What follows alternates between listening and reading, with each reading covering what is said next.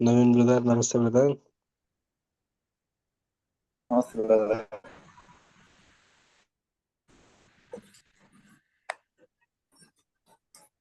ಸಿಂಹ sister ನಮಸ್ತೆ. Naveen brother ನಮಸ್ತೆ.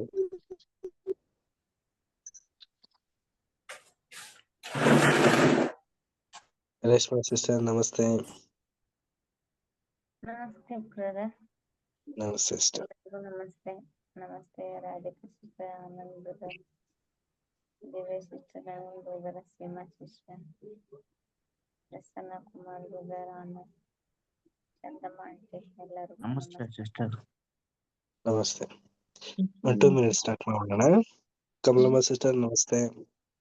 ನಮಸ್ತೆ ಬ್ರದರ್, ಎಲ್ಲ ಬ್ರದರ್ ಸಿಸ್ಟರ್ ನಮಸ್ತೆ.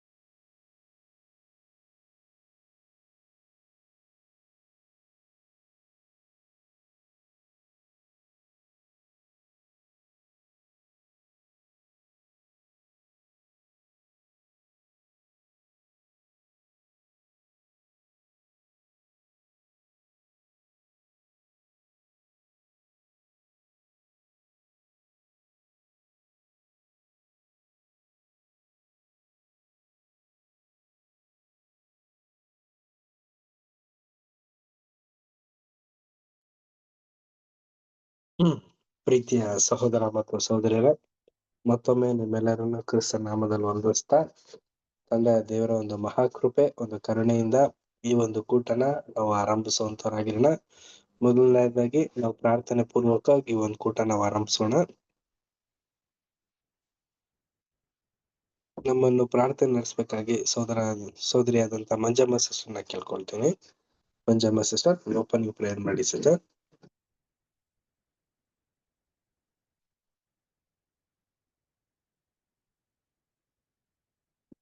ಮಂಜಮ್ಮ ಸಿಸ್ಟರ್.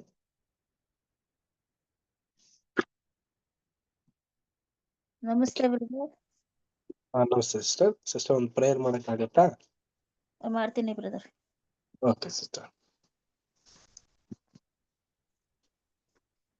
ನಮ್ಮನ್ನ ಬಹಳವಾಗಿ ಪ್ರೀತಿ ಮಾಡುವಂತ ಪರಲೋಕದ ತಂದೆ, ನಿನ್ನ ನಾಮಕ್ಕೆ ವಂದನೆ ಸ್ತುತಿ ಸ್ತೋತ್ರನಪ್ಪ. ತಂದೆಯಾದ ದೇವರೇ, ಅಲ್ಪರು ಅಯೋಗ್ಯರು ಘನಕ್ಕೆ ಬಾರದಾಗಿರೋ ನಮ್ಮನ್ನ ನಿಮ್ಮ ಕರೆವಿಕೆಯಲ್ಲಿ ಕರೆದಿದ್ದೀರಾ, ಅದಕ್ಕಾಗಿ ಸ್ತುತಿ ಸ್ತೋತ್ರ.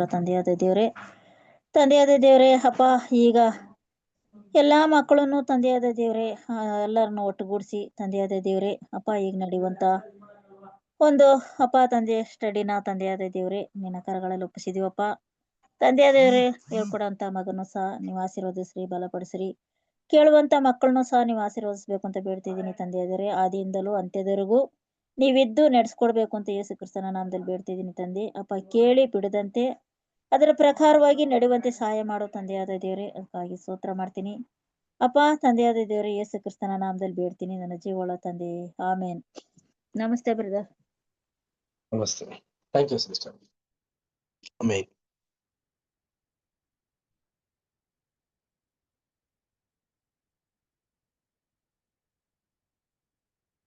ಪ್ರೀತಿಯ ಸಹೋದರ ಮತ್ತು ಸಹೋದರರೇ, ಮತ್ತೊಮ್ಮೆ ನಿಮ್ಮೆಲ್ಲರೂ ಪ್ರೀತಿಯಿಂದ ಸ್ವಾಗತಿಸ್ತಾ, ಲೈಫ್ ಆಫ್ ಕ್ರೈಸ್ಟ್ ಭಾಗ 2 ಪೇಜ್ ನಂಬರ್ 125 ಕನ್ನಡದಲ್ಲಿ ಸೊ ಪ್ರಿಯ ಸಹೋದರ ಮತ್ತು ಸಹೋದರಿಯರೇ, ನಾವು ಓದ್ಕೊ ಬಂದಿರುವಂತ ಒಂದು ವಿಶೇಷವಾದಂತ ಒಂದು ಪಾಠ, ರೀಪ್ರಿಂಟ್ 5047ನಲ್ಲಿ ಬರ್ದಿರುವಂತ ಒಂದು ವಿಶೇಷವಾದಂತ ಒಂದು ಪಾಠ, ಬಹುಮಾನವಾಗಿ ಲಭಿಸುವ ಆ ರಾಜ್ಯ.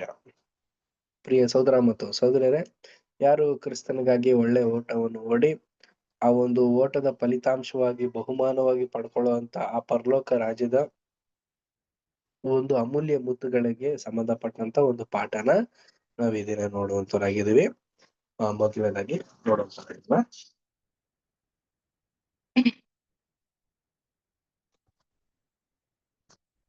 ಬಹು ಅಮೂಲ್ಯವಾದ ಒಂದು ಮುತ್ತು. ನಮ್ಮ ರಕ್ಷಕನ ದಿನಗಳಲ್ಲಿ ಮುತ್ತುಗಳನ್ನು ಆಭರಣಗಳಲ್ಲಿ ಬಹು ಅಮೂಲ್ಯವಾದದ್ದೆಂದು ಹಾಗೂ ಬಯಸತಕ್ಕದ್ದು ಆಗಿರುವುದೆಂದು ಪಡಿಸಲಾಗುತ್ತಿತ್ತು. ಆ ಮುತ್ತುಗಳು ದೊಡ್ಡದಾದಷ್ಟು ಹಾಗೂ ಅತಿ ಹೆಚ್ಚು ಪರಿಪೂರ್ಣತೆ ಉಳ್ಳದ್ದಾಗಿದ್ದಷ್ಟು ಅದಕ್ಕೆ ಅಧಿಕ ಬೆಲೆ ಇರುತ್ತಿತ್ತು. ಆ ದಿವ್ಯ ಬೋಧಕನು ಪ್ರಚಲಿತವಾಗಿದ್ದ ಈ ಸಂಗತಿಯನ್ನು ಆಧಾರ ಮಾಡಿಕೊಂಡು ಪರಲೋಕ ರಾಜ್ಯದ ಮೌಲ್ಯದ ವಿಷಯವಾಗಿ ಪಾಠವನ್ನು ಬೋಧಿಸಿದ್ದನು.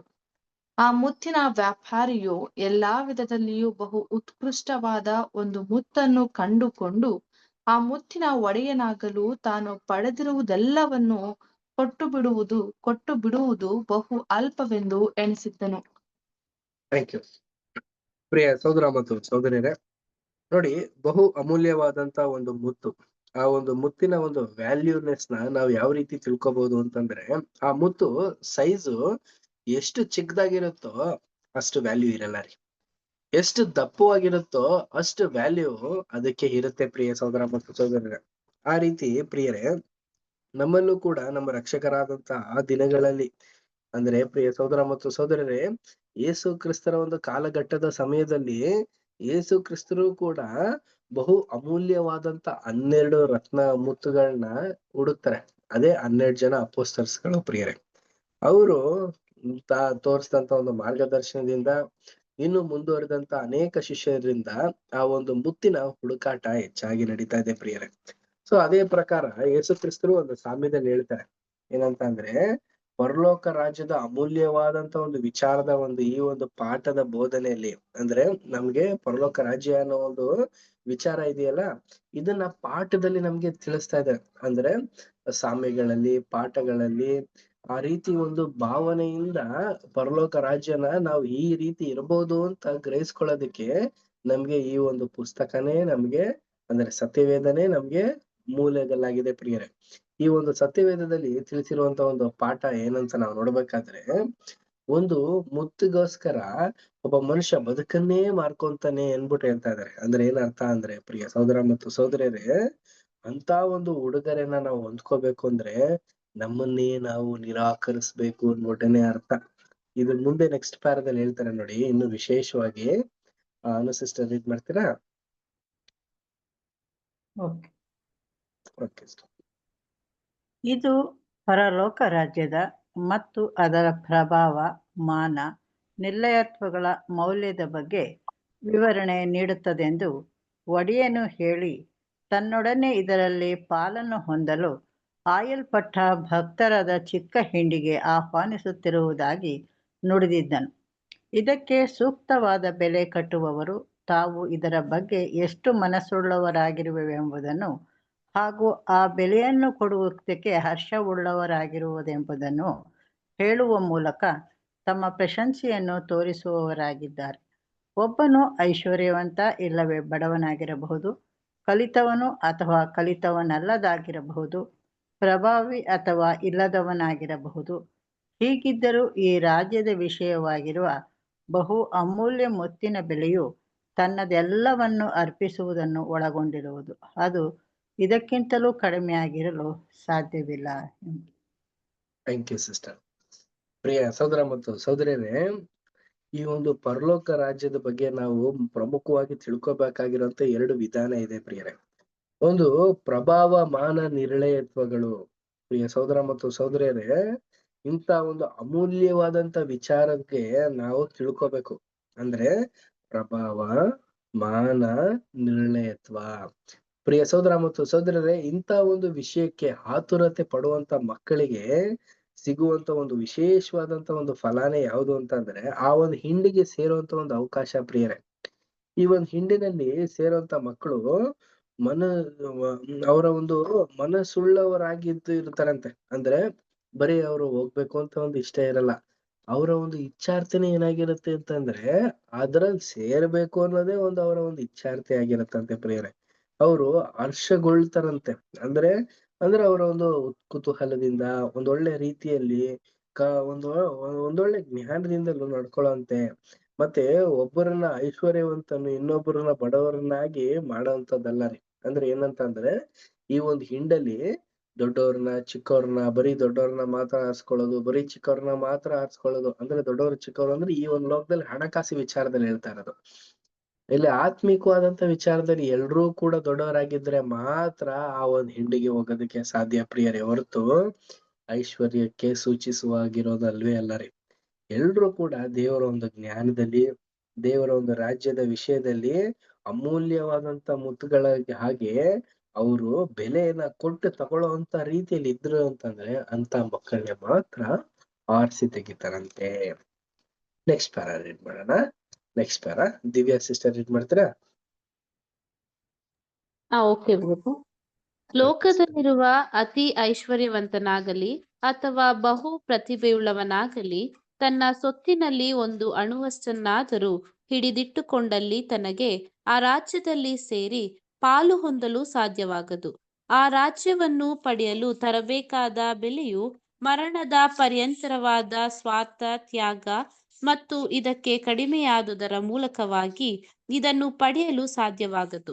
ಹಾಗೂ ನಮ್ಮ ತ್ಯಾಗವು ದೇವರ ದೃಷ್ಟಿಯಲ್ಲಿ ನಮ್ಮ ವಿಮೋಚಕನು ಕಲ್ವಾರಿಯಲ್ಲಿ ಪೂರ್ಣಗೊಳಿಸಿದ ತನ್ನ ಅಮೂಲ್ಯವಾದ ಯಜ್ಞಫಲದ ಮೂಲಕವಾಗಿ ಮೊದಲು ಅಂಗೀಕಾರವಾಗದ ಹೊರತು ಬೇರೆ ಯಾವ ವಿಧವಾದ ತ್ಯಾಗವು ನಮಗೆ ಈ ರಾಜ್ಯದಲ್ಲಿ ಒಂದು ಪಾಲನ್ನು ಒದಗಿಸಿಕೊಡಲು ಸಾಧ್ಯವಾಗದು. Thank you brother. Thank you sister. ಪ್ರಿಯ ಸಹೋದರ ಮತ್ತು ಸಹೋದರರೇ, ಈಗ ಈ ಒಂದು ವಿಚಾರ, ಈ ಒಂದು ರಹಸ್ಯ, ಪರಲೋಕದ ರಹಸ್ಯ ಇಡೀ ಲೋಕ ಜನರಿಗೆ ನಾವು ತಿಳಿಸ್ಬಿಟ್ವಿ ಅನ್ಕೊಳ್ಳಿ. ಉದಾಹರಣೆ ಅಂತ ಇರೋದು, ಅದ್ರಲ್ಲಿ ಐಶ್ವರ್ಯವಂತರೆಲ್ಲ ಇರ್ತಾರೆ ಅನ್ಕೊಳ್ಳಿ.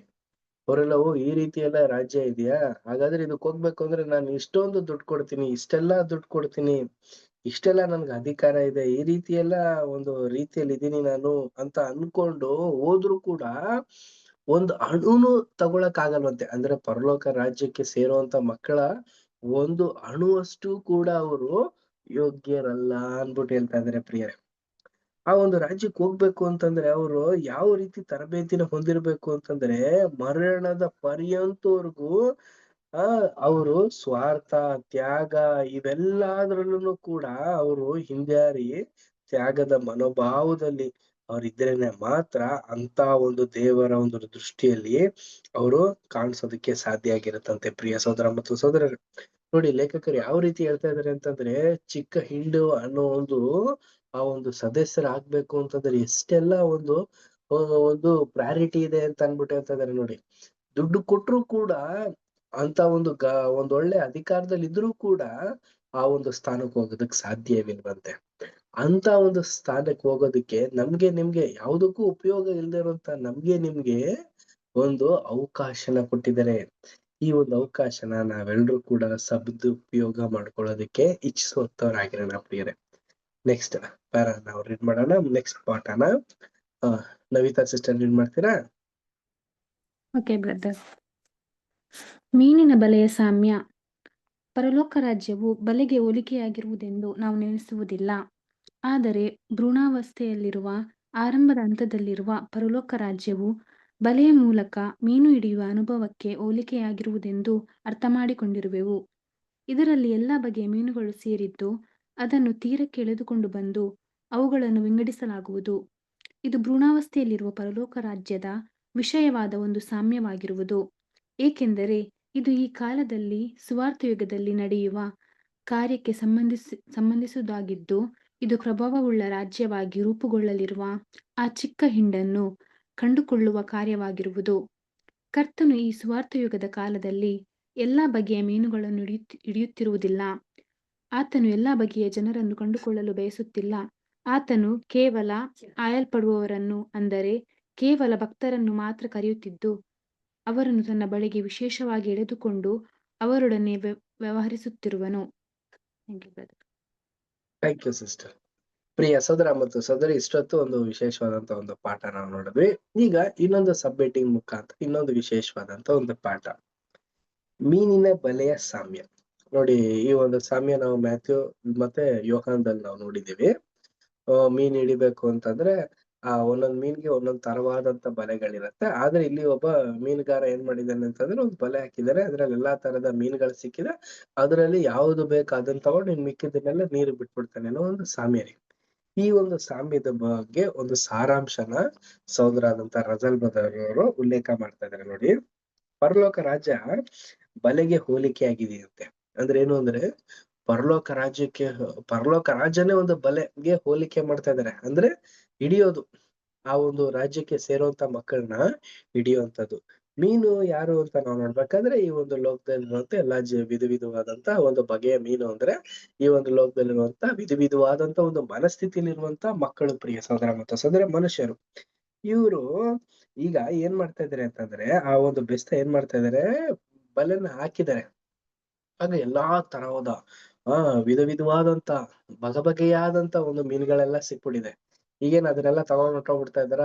ಫಿಶ್ ಹಿಡಿಯುವಂತ ಮನ್ಸ ಬೆಸ್ತ ಇಲ್ಲ ರೀ. ಅವ್ರಿಗೆ ಯಾವ್ದು ಬೇಕು ಅದನ್ನ ಮಾತ್ರ ತಗೊಂಡ್ ಮಿಕ್ಕದನ್ನ ಅಲ್ಲೇ ಬಿಟ್ಟು ಬಿಡ್ತಾ ಇದಾರಂತೆ, ಪ್ರಿಯ ಸಹೋದರ ಮತ್ತು ಸಹೋದರರೇ. ಅದನ್ನ ವಿಂಗಡಿಸ್ತಾ ಇದಾರಂತೆ. ವಿಂಗಡಿಸಿ ಯಾವ್ದು ಬೇಕು ಅದು.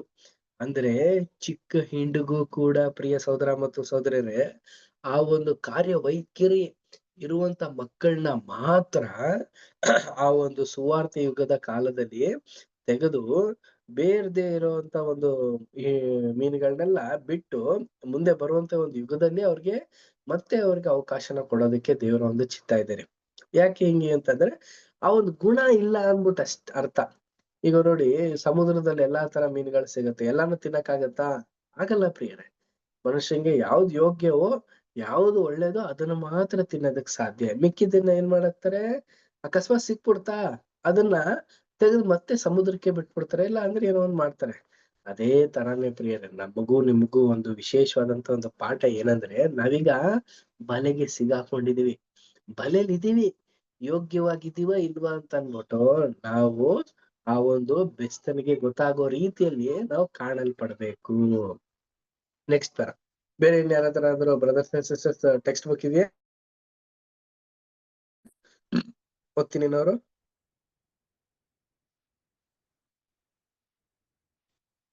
ಆದರೆ ಇದರಲ್ಲಿನ ಸಂದರ್ಭಾನುಸಾರವಾಗಿ ಇತರ ಬಗೆಯ ಮೀನುಗಳು ಈ ಸುವಾರ್ತೆ ಎಂಬ ಬಲೆಯಲ್ಲಿ ಸಿಕ್ಕಿ ಬಿದ್ದವುಗಳಾಗಿದ್ದು, ಅವುಗಳಲ್ಲಿ ಕೆಲವು ಲೌಕಿಕ ಆಕಾಂಕ್ಷೆ ಉಳ್ಳವುಗಳು, ಕೆಲವರು ಮದುವೆಯ ಸಂಬಂಧದಲ್ಲಿ ಈ ಧಾರ್ಮಿಕ ಸಂಸ್ಥೆಗಳಲ್ಲಿ ಒಳ್ಳೆಯ ಅವಕಾಶವಿರುವ ಕಾರಣಕ್ಕಾಗಿಯೂ, ಕೆಲವರು ಸಾಮಾಜಿಕವಾಗಿ ಸೌಕರ್ಯ ಸ್ಥಾನಮಾನಗಳು ಲಭಿಸುವ ಕಾರಣಕ್ಕಾಗಿಯೂ, ಕೆಲವರು ಒಂದು ಧಾರ್ಮಿಕ ಪರಿಸರದಲ್ಲಿ ಜೀವಿಸುವ ಸಲುವಾಗಿಯೂ, ಇತರರು ವ್ಯಾಪಾರ ವಹಿವಾಟಿನ ಕಾರಣಕ್ಕಾಗಿ ಧಾರ್ಮಿಕ ಸೋಗಿನ ವಸ್ತ್ರಗಳನ್ನು ಹೊತ್ತುಕೊಳ್ಳುವುದಕ್ಕಾಗಿಯೂ ಇತ್ಯಾದಿ ಕಾರಣಗಳಿಗಾಗಿಯೂ ಇದರಲ್ಲಿ ಸೇರಿದವರಾಗಿರುವರು.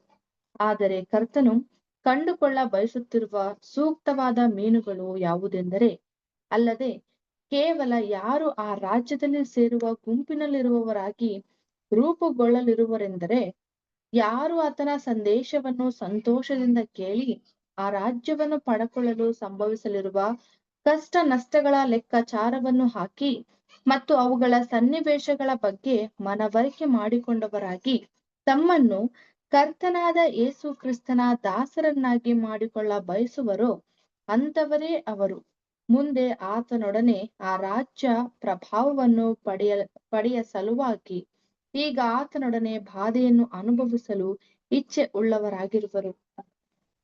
Thank you. ಪ್ರಿಯ ಸಹೋದರ ಮತ್ತು ಸಹೋದರರೇ, ಈಗ ಬಗೆಯಂತ ಮೀನುಗಳು ಸಿಕ್ಕಿದೆ ಆ ಬೆಸ್ತನ ಕೈಗೆ.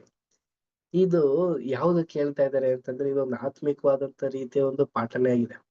ಕೆಲವೊಂದು ಮೀನುಗಳಿಗೆ ಏನಂತಂದ್ರೆ ಒಂದೊಂದು ಪ್ರಾಬ್ಲಮ್ಸ್ ಗಳಿದೆ. ಕೆಲವೊಂದು ಮೀನುಗಳಿಗೆ ಮದುವೆ, ಇನ್ನೊಂದ್ ಕೆಲವೊಂದು ಮೀನುಗಳಿಗೆ ಒಂದು ಸ್ಥಾನ ಗೌರವ, ಕೆಲವೊಂದು ಮೀನುಗಳಿಗೆ ಬೇರೆ ಕಡೆ ಸಿಗುವಂತ ಒಂದು ಪ್ರಭಾವ ಇಲ್ಲಿ ಸಿಗಲ್ಲ. ಒಂದೊಂದ್ ತರ ಒಂದು ಕಾರಣಗಳನ್ನ ಹೇಳ್ತಾ ಇದೆ. ಉದಾಹರಣೆ ನಾವು ನೋಡ್ಬೇಕಾದ್ರೆ ಎಕ್ಸಾಂಪಲ್, ಈಗ ಬ್ಯಾಬಿಲೋನ್ ಅಲ್ಲಿ ಈಗ ಕೆಲವು ಸಹೋದರ ಸಹೋದರಿಯರು ಇರ್ತಾರೆ ಅನ್ಕೊಳ್ಳಿ, ಹೆಸರು ಕ್ರೈಸ್ತರವಾದಂತ ಒಂದು ಸಭೆಗಳಲ್ಲಿ ಅಲ್ಲೆಲ್ಲ ಏನು ಒಳ್ಳೆ ರೀತಿ ಬಿಲ್ಡಿಂಗ್ಸ್, ಅದಾದ್ಮೇಲೆ ಮದುವೆ, ಸಮಾಧಿ, ಏನೇ ಒಂದು ಕುಂದು ಕೊರತೆ ಆದ್ರೂ ಕೂಡ ಒಂದು ಸಲ ತುಂಬಾ ಜನ ಬಂದ್ಬಿಡೋದು, ಗ್ಯಾದರ್ ಆಗೋದು, ಕ್ರಿಸ್ಮಸ್ ಅಂತೆ, ಈಸ್ಟ್ ಅಂತೆ, ನ್ಯೂ ಇಯರ್ ಅಂತ ಇದೆಲ್ಲ ಸೆಲೆಬ್ರೇಷನ್ ಎಲ್ಲ ಮಾಡೋದ್ರಿಂದ ಏನಾಗುತ್ತೆ ಅಂತಂದ್ರೆ ಅಟ್ರಾಕ್ಟ್ ಆಗ್ಬಿಡ್ತಾರೆ. ಅಟ್ರಾಕ್ಟ್ ಆಗಿ ಕ್ರಿಶ್ಚಿಯಾನಿಟಿನ ಆ ರೀತಿ ಸೆಳೆಯಕ್ಕೆ ನೋಡ್ತಾ ಇದಾರೆ. ಇದು ನಿಜವಾಗ್ಲೂ ಇಲ್ಲ ಪ್ರಿಯರೇ. ಈ ರೀತಿ ಮಾಡೋದ್ರಿಂದ ಏನೂ ಪ್ರಯೋಜನ ಇಲ್ಲ. ಸತ್ಯವಾಗಿ ಅಟ್ರಾಕ್ಟ್ ಆಗ್ಬೇಕು, ಸತ್ಯಕ್ಕಾಗಿ ಅಟ್ರಾಕ್ಟ್ ಆಗ್ಬೇಕೆ ಹೊರತು ಅಸತ್ಯದಿಂದ, ಅಂದ್ರೆ ಮೇಲ್ಗಡೆ ಕವರ್ನ ನೋಡ್ಬಿಟ್ಟು ಚಾಕ್ಲೇಟ್ ಚೆನ್ನಾಗಿದೆ ಅನ್ಕೊಳ್ಳೋದಲ್ಲ ರೀ. ಒಳಗಡೆ ಚಾಕ್ಲೇಟ್ ಚೆನ್ನಾಗಿರ್ಬೇಕು, ಮೇಲ್ಗಡೆ ಕವರ್ ಹೆಂಗಾದ್ರೂ ಇರ್ಲಿ, ಒಳಗಡೆ ಪ್ರಾಡಕ್ಟ್ ಚೆನ್ನಾಗಿರ್ಬೇಕು ಪ್ರಿಯ ಸಹೋದರ ಮತ್ತು ಸಹೋದರರೇ. ಈಗಿರುವಂತ ಒಂದು ಹೆಸರು ಸಭೆಗಳೆಲ್ಲ ಏನಾಗಿದೆ ಅಂತಂದ್ರೆ ಹೊರಗಡೆ ಯಾವ ರೀತಿ ಡೆಕೋರೇಷನ್ ಟೇಪು ಎಲ್ಲ ಹಾಕಿ ನೀಟಾಗಿರುತ್ತೆ, ಆದ್ರೆ ಒಳಗಡೆ ಏನಾದ್ರು ಇದೆಯಾ ಅಂದ್ರೆ ಆಲ್ರೆಡಿ ಬೇರೆ ಒಂದು ಹುಳ ಬಂದು ತಿನ್ಕೊಂಡು ಎಲ್ಲ ಖಾಲಿನೇ ಆಗ್ಬಿಟ್ಟಿರುತ್ತೆ. ಆ ರೀತಿ ಇರುತ್ತೆ ಪ್ರಿಯರೇ. ಇದು ನಮ್ಗಿಲ್ಲಿ ಒಂದು ವಿಶೇಷವಾದಂತ ರೀತಿಲೇನೆ ಲೇಖಕರು ಉಲ್ಲೇಖ ಮಾಡ್ತಾ ಇದ್ದಾರೆ. ಈ ಮೀನುಗಳಲ್ಲಿ ಇದ್ದಂತ ಒಂದು ಕೊರತೆಗಳೇ ಇದು. ಆದ್ರೆ ಅಲ್ಲಿದ್ದಂತ ಬೆಸ್ತ ಏನ್ ಮಾಡ್ತಾ ಇದಾರೆ ಅಂತಂದ್ರೆ, ಒಳ್ಳೆ ಉದ್ದೇಶ ಇರೋಂಥವ್ರು ಈ ಒಂದು ಸತ್ಯನ ಕೇಳಿ, ನಾನ್ ಸತ್ಯಕ್ಕಾಗಿ ನಿಲ್ತೀನಿ, ಸತ್ಯವಾಗಿ ನಾನು ಇರ್ತೀನಿ, ಇದ್ರಲ್ಲಿ ನನ್ ಕುಂದು ಕೊರತೆ ಹೆಚ್ಚಾಗಿದ್ರೂ ಪರವಾಗಿಲ್ಲ, ಸತ್ಯ ಇದ್ರೆ ಸಾಕು ನನಗೆ ಅಂತ ಬರುವಂತ ಮೀನುಗಳನ್ನ ಮಾತ್ರ ಆರ್ಸಿ ತೆಗಿತಾರಂತೆ ಪ್ರಿಯರೇ. ಇದು ಏನಂತ ನಾವು ನೋಡ್ಬೇಕು, ಸೆಲ್ಫ್ ಟೆಸ್ಟಿಮನಿ ಅಂತ ಅನ್ಬಿಟ್ಟು ಹೇಳ್ತೀವಿ. ಅಂದ್ರೆ ಸ್ವಯಂ ಪ್ರೇರಿತವಾದಂತ ರೀತಿಯ ಒಂದು ಒಪ್ಪಿಸಿಕೊಡುವಿಕೆ ಅಂತ ಅನ್ಬಿಟ್ಟು ಹೇಳ್ಬೋದು.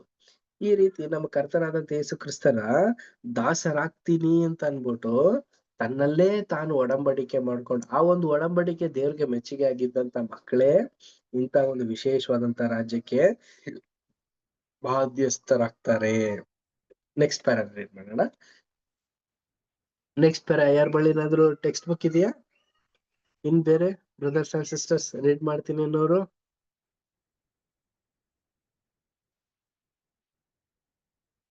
ಓಕೆ, ಅನು ಸಿಸ್ಟರ್ ರೀಡ್ ಮಾಡ್ತೀರಾ?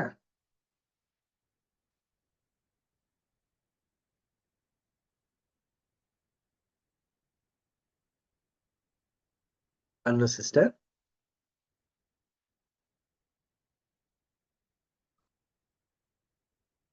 ಓಕೆ, ನೆಟ್ವರ್ಕ್ ಇಲ್ಲ ಅನ್ಸುತ್ತೆ. ದಿವ್ಯಾ ಸಿಸ್ಟರ್ ರೀಡ್ ಮಾಡ್ತೀರಾ? Okay brother. ಬಲೆಯು ಪೂರ್ಣವಾಗಿ ತುಂಬಲ್ಪಟ್ಟಾಗ ಅದನ್ನು ದಡಕ್ಕೆ ಎಳೆದುಕೊಂಡು ಬಂದು ಮೀನುಗಳನ್ನು ಅಲ್ಲಿ ಬೇರ್ಪಡಿಸಲಾಯಿತೆಂದು ಈ ಸಾಮ್ಯವು ನಮಗೆ ತಿಳಿಸುವುದು. ಇದು ಸ್ಪಷ್ಟವಾಗಿ ಸೂಚಿಸುವುದೇನೆಂದರೆ, ಈ ಸುವಾರ್ಥ ಯುಗದ ಅಂತ್ಯದಲ್ಲಿ ಒಂದು ಕಾಲ ಬರುವುದು, ಅಲ್ಲಿ ಕರ್ತನು ತನ್ನ ಉದ್ದೇಶವನ್ನು ನೆರವೇರಿಸುವ ಸಲುವಾಗಿ ಸಾಕಷ್ಟು ಸಂಖ್ಯೆಯ ಭಕ್ತರನ್ನು, ಅಂದರೆ ತಂದೆಯು ಮೊದಲೇ ಗೊತ್ತು ಮಾಡಿದವರ ಸಂಖ್ಯೆಯನ್ನು ಪೂರ್ಣಗೊಳಿಸಿ ಅವರು ಆಯಲ್ಪಟ್ಟ ಆ ಮಹಿಮೆಯುಳ್ಳ ಸಭೆಯ ಸದಸ್ಯರಾಗುವುದಕ್ಕೆ ತನಗಾಗಿ ಕೂಡಿಸಿಕೊಂಡವನಾಗಿರುವನು. ಆನಂತರ ಮೀನು ಹಿಡಿಯುವಿಕೆಯು ನಿಂತು ಹೋಗುವುದು. ಕರ್ತನು ಬಯಸುತ್ತಿರುವ ಒಂದು ನಿಜವಾದ ಮೀನಾಗಿ ಆ ಬಲೆಯಲ್ಲಿ ಸೇರಿಕೊಳ್ಳುವ ಅವಕಾಶವು ಹೆಚ್ಚು ಕಡಿಮೆ ಮುಕ್ತಾಯವಾಗುತ್ತಾ ಬಂದಿರುವುದಿಲ್ಲವೆಂದು ಹೇಳಲು ಯಾರಿಗೆ ತಾನೇ ಸಾಧ್ಯ? ಬಗೆ ಬಗೆಯ ಶೈಲಿಯಲ್ಲಿರುವ ಕ್ರೈಸ್ತ ಸಭೆಯನ್ನು ಅನುಕರಣೆ ಮಾಡುವವರಿಂದ ತುಂಬಿರುವಂತಹ ಸುವಾರ್ಥ ಬಲೆಯೊಳಗಿಂದ ಸೂಕ್ತವಾಗಿರುವವರನ್ನು, ಅಂದರೆ ಆಯಲ್ಪಟ್ಟವರನ್ನು ಆ ರಾಜ್ಯಕ್ಕೆ ಕೂಡಿಸಿಕೊಳ್ಳುವ ಸಲುವಾಗಿ ಆ ಬಲೆಯನ್ನು ಶೀಘ್ರದಲ್ಲಿ ದಡಕ್ಕೆ ಎಳೆದು ತರಲಾಗುವುದಿಲ್ಲವೆಂದು ಯಾರಿಗೆ ತಾನೇ ಹೇಳಲು ಸಾಧ್ಯ? Thank you brother. Thank you sister. ಪ್ರಿಯ ಸಹೋದರ ಮತ್ತು ಸಹೋದರಿಯರೇ, ಇಲ್ಲಿ ನೋಡಿ ಏನಾಗುತ್ತೆ ಅಂತ ನಾವು ನೋಡ್ಬೇಕಾದ್ರೆ, ಆ ಒಂದು ಬೆಸ್ತ ಏನ್ ಮಾಡ್ತಾನೆ ಅಂದ್ರೆ ಎಲ್ಲಾ ಮೀನುಗಳನ್ನ ತಗೊಂಡು ದಡಕ್ ಬಂದು ದಡದಲ್ಲಿ ಅವರು ವಿಂಗಡಿಸುವಂತ ಒಂದು ಸನ್ನಿವೇಶ ಅಂದ್ಬಿಟ್ಟು ಹೇಳ್ತಾರೆ. ಸೊ ಏನಂತ ನಾವು ನೋಡ್ಬೇಕು, ಸುವಾರ್ತೆ ಕಾಲದಲ್ಲಿ ಏನ್ ನಡೆಯಬಹುದು? ಪ್ರಿಯ ಸಹೋದರ ಮತ್ತು ಸಹೋದರರೇ, ನಮಗೆಲ್ಲ ತಿಳಿದಿರೋ ಪ್ರಕಾರ, ಸತ್ಯವೇದ ಹೇಳೋ ಪ್ರಕಾರ, ಈ ಒಂದು ಸುವಾರ್ತೆನ ಅಂಗೀಕಾರ ಮಾಡಿ. ಈ ಒಂದು ಅಂಗೀಕಾರದಲ್ಲಿ ನಡೆಯುವಂತ ಮಕ್ಕಳನ್ನ ಮಾತ್ರ ದೇವರು ಆರಿಸಿ ತೆಗಿತಾರಂತೆ ಪ್ರಿಯರೇ. ಇದೇನಿದು ಅಂಗೀಕಾರ, ಇದೇನಿದು ಸುವಾರ್ತೆಯ ಕಾಲ ಅಂತ ನಾವು ನೋಡ್ಬೇಕಾದ್ರೆ ಪ್ರಿಯ ಸಹೋದರ ಮತ್ತು ಸಹೋದರರು, ಈಗ ನಾವಿರೋದು ಅಂತ್ಯ ಕಾಲದಲ್ಲಿ ಇದೀವಿ.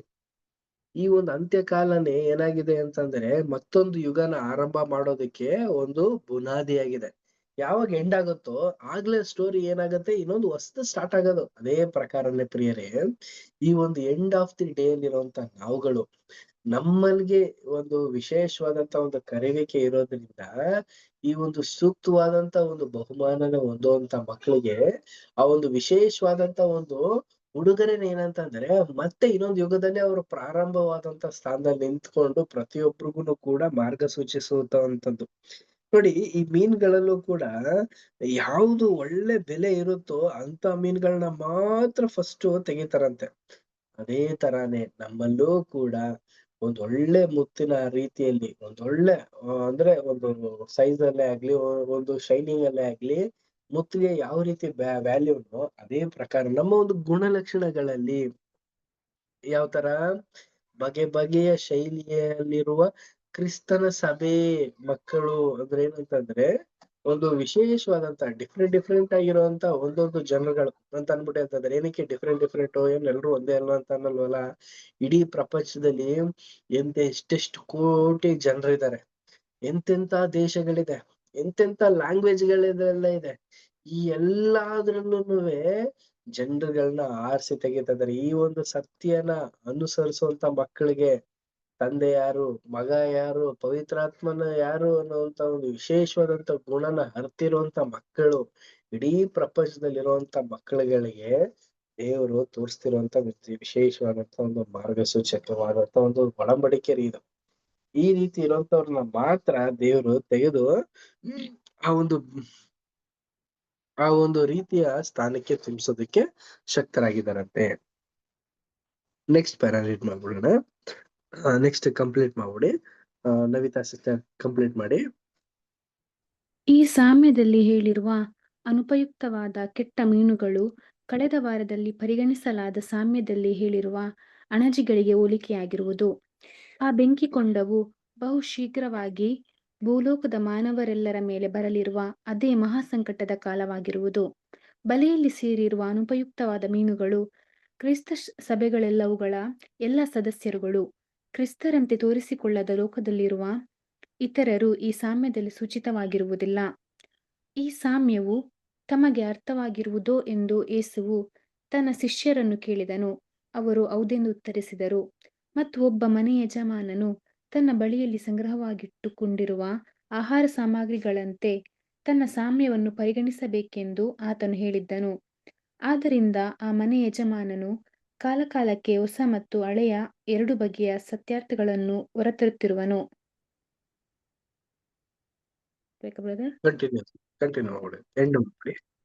ನಮ್ಮ ಪಠ್ಯಭಾಗವು ಈ ಅಧ್ಯಯನಕ್ಕೆ ಒತ್ತು ಕೊಡುತ್ತದೆ. ಆ ರಾಜ್ಯವು ಒಡೆಯನು ಸೂಚಿಸಿರುವಂತೆ ಆ ಮುತ್ತಾಗಿದ್ದಲ್ಲಿ ಮತ್ತು ಆ ದ್ರವ್ಯವಾಗಿದ್ದಲ್ಲಿ, ನಾವು ಆತನ ಸಾಕ್ಷಿಯನ್ನು ನಂಬಿದವರಾಗಿದ್ದಲ್ಲಿ, ನಾವು ಎಲ್ಲ ವಿಧದಲ್ಲಿಯೂ ನಮ್ಮ ನಂಬಿಕೆಯನ್ನು ತೋರ್ಪಡಿಸೋಣ. ಅದನ್ನು ಕೇವಲ ಪ್ರತಿಪಾದಿಸುವುದು ಮಾತ್ರವಲ್ಲದೆ ಪ್ರತಿಯೊಂದು ಮಾತಿನಲ್ಲೂ ಪ್ರತಿಯೊಂದು ಕ್ರಿಯೆಯಲ್ಲೂ ಅದನ್ನು ತೋರ್ಪಡಿಸುವವರಾಗೋಣ. ಆ ರಾಜ್ಯವನ್ನು ನಮ್ಮ ಜೀವಿತದ ಪ್ರಾಮುಖ್ಯವಾದ ವಿಷಯವನ್ನಾಗಿ ಬಯಸುವವರಾಗೋಣ. ಇತರ ಸಂಗತಿಗಳನ್ನು ಇದಕ್ಕೆ ಹೋಲಿಸಿದಲ್ಲಿ ಅವು ಅಲ್ಪವಾಗಿ ತೋರುವವು ಮತ್ತು ಅಪೊಸ್ತಲನಾದ ಪೌಲನು ಸಾರಿ ಹೇಳಿರುವಂತೆ ಅವು ಬಹು ಅಲ್ಪವಾದವುಗಳೇ ಸರಿ, ಹೋಲಿಸಲು ಯೋಗ್ಯವಲ್ಲ. ಆ ರಾಜ್ಯವನ್ನು ಬಯಸುವ ವಿಷಯವು ನಮ್ಮ ಕೆಲವು ಲೌಕಿಕವಾದ ಸಂಗತಿಗಳ ಅಭಿವೃದ್ಧಿಗೆ ಅಡ್ಡಿಯನ್ನು ಉಂಟುಮಾಡುವುದಾಗಿ ಕಂಡರೆ ಅದು ಅಷ್ಟರ ಮಟ್ಟಿಗೆ ಉತ್ತಮವೇ. ಒಡೆಯನು ಹೇಳಿರುವಂತೆ ಅದರ ದೆಸೆಯಿಂದ ನಮ್ಮದೆಲ್ಲವನ್ನು ಕಳಕೊಂಡಂತವರಾಗಬೇಕು. ನಾವು ದೇವರು ಕರೆತದ್ದನ್ನು ಆದುಕೊಂಡದ್ದನ್ನು ದೃಢಪಡಿಸಿಕೊಳ್ಳಲು ನಮಗೆ ಅತಿ ಪ್ರಯೋಜನಕರವಾದುದೆಂದು ತೋರುವ ಲೌಕಿಕ ಆಶೀರ್ವಾದಗಳನ್ನು ಆತನು ತನ್ನ ಜ್ಞಾನಾನುಸಾರ ನಮಗೆ ಹಂಚಿಕೊಡಲಿ. Thank you brother. Thank you sister. ಪ್ರಿಯ ಸಹೋದರ ಮತ್ತು ಸಹೋದರಿಯರೇ, ಈಗ ಸಾಮ್ಯದಲ್ಲಿ ಹೇಳಿರೋ ಪ್ರಕಾರ ಮೀನಲ್ಲೂ ಕೂಡ ಏನಾಗಿರುತ್ತೆ ಅಂತಂದ್ರೆ ಒಂದು ಅನುಪಯೋಗಕವಾದಂತ ಮೀನುಗಳು ಕೂಡ ಸಿಕ್ಬಿಡತ್ತಂತೆ.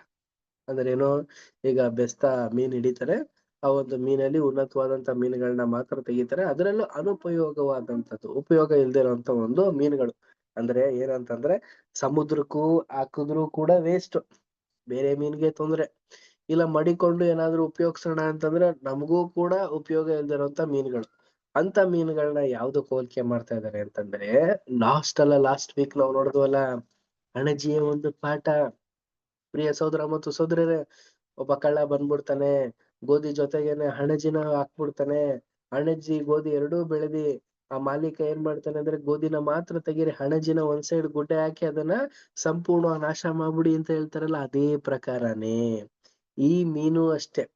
ಅನುಪಯೋಗವಾದಂತ ವೇಸ್ಟ್ ಆಗಿರುವಂತ ಮೀನುಗಳು, ಉಪಯೋಗಕ್ಕೆ ಬಾರ್ದಿರೋಂತ ಮೀನುಗಳನ್ನ ಏನ್ ಮಾಡ್ತಾರೆ ಅಂದ್ರೆ, ಸೇಮ್ ಹಣಜಿನ ಹೇಗೆ ಸುಟ್ಟಾಕ್ಬಿಡ್ತಾರೋ ಅದೇ ಪ್ರಕಾರ ಕಂಪ್ಲೀಟ್ ಆಗಿ ಸುಟ್ಟಾಕ್ಬಿಡ್ತಾರೆ. ಏನಿದ್ರ ಅರ್ಥ?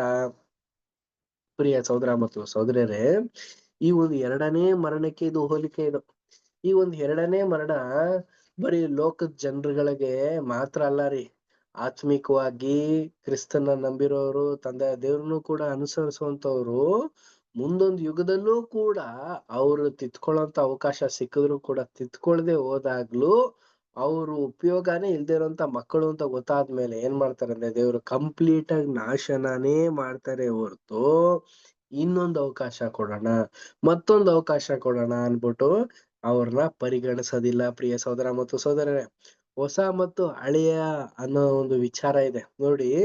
ಈಗ ಹೊಸದೇನಾಗತ್ತೆ, ಬರ್ತಾ ಬರ್ತಾ ಹಳೇದಾಗತ್ತೆ, ಹಳೇದೇನಾಗತ್ತೆ, ಕಂಪ್ಲೀಟ್ ಆಗಿ ಹಳೇದೇ ಆಗೋಗ್ಬಿಡುತ್ತೆ. ಅದೇ ಪ್ರಕಾರನೇ ಈ ಒಂದು ಸ್ವಭಾವ ಅಂದ್ರೆ ಏನು, ದೇವರನ್ನ ಫಸ್ಟ್ ನಂಬಿದಾಗ ಮಾಡುವಂತ ಒಂದು ವಿಶೇಷವಾದಂತ ಒಂದು ಒತ್ತಾಯಕರವಾದಂತ ರೀತಿಯ ಒಂದು ಚಟುವಟಿಕೆಗಳಿರುತ್ತೆ ರೀ. ಅದ್ರಲ್ಲಿ ಯಾವ ರೀತಿ ಮಾಡ್ತಾರೆ ಅಂತಂದ್ರೆ, ತುಂಬಾ ಒಳ್ಳೆ ರೀತಿ ಮಾಡ್ಕೊಂಡು ಹೋಗ್ತಾ ಇರ್ತಾರೆ, ಬರ್ತಾ ಬರ್ತಾ ಏನಾಗುತ್ತೆ ಅಂದ್ರೆ ಕಮ್ಮಿ ಆಗೋಗ್ಬಿಡುತ್ತೆ. ಈ ತರ ಮಾಡಬಾರ್ದಂತೆ ಪ್ರಿಯ ಸಹೋದರ ಮತ್ತು ಸಹೋದರರೇ. ನಮ್ಗೆ ಇಲ್ಲಿ ಏನ್ ಮೂಲ ಪಾಠ ಏನ್ ಹೇಳ್ತಾ ಇದ್ದಾರೆ ಅಂತಂದ್ರೆ, ನಾವ್ ಯಾವಾಗ್ಲೂ ಕೂಡ ಹೊಸದಾಗಿರೋದಕ್ಕೇನೆ ಪ್ರಯತ್ನ ಪಡ್ಬೇಕು. ಹಳೇದಾಗೋದ್ವಿ ಅಂದ್ರೆ ಅದನ್ನ ವೇಸ್ಟ್ ಆಗಿ ಎಸ್ದು ಬಿಡ್ತಾರೆ. ಹಾಗಿರ್ಬೇಕಾದ್ರೆ ನಮ್ಗೆಲ್ಲಾರ್ಗುನುವೆ ಒಂದು ವಿಶೇಷವಾದಂತ ಒಂದು ಪಾಠ ಏನು ಅಂತ ನಾವು ನೋಡ್ಬೇಕಾದ್ರೆ, ನಮಗೆ ದೇವರು ತಿಳಿಸ್ತಿರುವಂತ ಇಷ್ಟೆಲ್ಲಾ ಸತ್ಯಾರ್ಥಗಳನ್ನ ಅಪೋಸ್ತಲ ಆದಂತ ಪೌಲನೂ ಕೂಡ ನಮಗೆ ಏನ್ ಹೇಳ್ತಾ ಇದಾರೆ ಅಂತಂದ್ರೆ, ಇಷ್ಟೆಲ್ಲಾ ಅಮೂಲ್ಯವಾದಂತ ಸತ್ಯಾರ್ಥಗಳನ್ನ ದೇವ್ರು ನಮಗ್ ತಿಳಿಸ್ಬೇಕಾದ್ರೆ ನಾವ್ ಅದಕ್ಕೆ ಪ್ರಾಮುಖ್ಯತೆನ ಕೊಟ್ಟು ಅದನ್ನ ಉನ್ನತವಾದಂತ ರೀತಿಯಲ್ಲಿ ನಾವು ಪರಿಗಣಿಸಿ, ನಾವು ಎಲ್ರೂ ಕೂಡ ದಾಸತ್ವದಲ್ಲಿ ಇರೋ ರೀತಿಯಲ್ಲಿ ಇರೋರ್ನ ಒಂದು ದೈವಿಕವಾದಂತ ಸ್ವಭಾವಕ್ಕೆ ದೇವ್ರು ತರ್ಬೇಕಾದ್ರೆ ನಮ್ಮ ಒಂದು ದೃಷ್ಟಿಕೋನ ಸಂಪೂರ್ಣವಾಗಿ ದೇವರಲ್ಲೇ ಇರ್ಬೇಕಂತೆ. ಇದನ್ನ ನಾವು ಆಶೀರ್ವಾದ ಅಂತ ಅನ್ಕೊಂಡು ನಮ್ಮ ಜ್ಞಾನದಲ್ಲಿ ಹಿಡ್ಕೊಂಡು ನಾವು ಮತ್ತೊಬ್ಬರಿಗೂ ಕೂಡ ಹೇಳೋದಕ್ಕೆ ಸೂಕ್ತವಾದಂತ ರೀತಿಲಿ ರೆಡಿಯಾಗಿರ್ಬೇಕು ಅನ್ಬಿಟ್ಟು ಹೇಳ್ತಾ ಇರೋದು. ಸೊ ಇಲ್ಲಿಗೆ ನಮ್ಗೆ ಇವತ್ತಿನ ಒಂದು ವಿಶೇಷವಾದಂತ ಒಂದು ಸಾಮ್ಯ, ಮೀನಿನ ಒಂದು ಸಾಮ್ಯನೂ ಕೂಡ ಮುಗಿಯುತ್ತೆ. ನೆಕ್ಸ್ಟ್ ಪಾಠ ಬಂದು ಯೇಸು ಕ್ರಿಸ್ತರು ತನ್ನ ಒಂದು 31ನೇ ವಯಸ್ಸಿನಲ್ಲಿ ಗಲಿಲಾಯ ಸಮುದ್ರನ ದಾಟುವಂತ ಒಂದು ಸನ್ನಿವೇಶ. ಅಂದ್ರೆ ಆ ಒಂದು ಒಂದು ನೀರಿನ ಮೇಲೆ ಹೊರಡ್ಬೇಕಾದ್ರೆ ಆಗ ಒಂದು ಏನೋ ಒಂದು ತೊಂದರೆಗಳಾದಾಗ ಬಿರುಗಾಳಿ ಮತ್ತೆ ಆ ಇದನ್ನೆಲ್ಲಾನು ಕೂಡ ನಿಲ್ಸಿದ್ದು, ಒಂದು ಹತೋಟಿಗೆ ತಂದಿದ್ದು ಆ ಒಂದು ವಿಚಾರನ 3 ಜನ ಬರ್ದಿದ್ದಾರೆ, ಮತ್ತಾಯ, ಮಾರ್ಕ, ಲೂಕ. ಈ ಮೂರನ್ನು ಕೂಡ ನಾವು ಓದಿ ಅರ್ಥ ಮಾಡ್ಕೊಳ್ಳೋಣ. ಮತ್ತಾಯ 8ನೇ ಅಧ್ಯಾಯ 18ನೇ ವಚನದಿಂದ ನಾವು ನೋಡೋಣ. ಯಾರ ಬಳಿ ಇದೆ ಬೈಬಲ್? ಯಾರು? ಸಂತೋಷ್ ಬ್ರದರ್ ಓದ್ತೀರಾ? ಓದ್ತೀನಿ ಬ್ರದರ್. ಓದಿದೆ. ಹ್ಮ್. ಮತ್ತಾಯ 8ನೇ ಅಧ್ಯಾಯ 18ನೇ ವಚನ.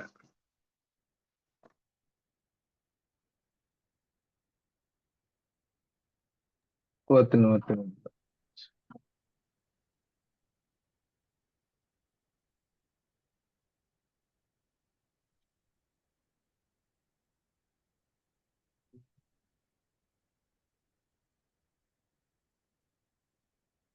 8ನೇ ಅಧ್ಯಾಯ ಬ್ರದರ್, 18ನೇ ವಚನ.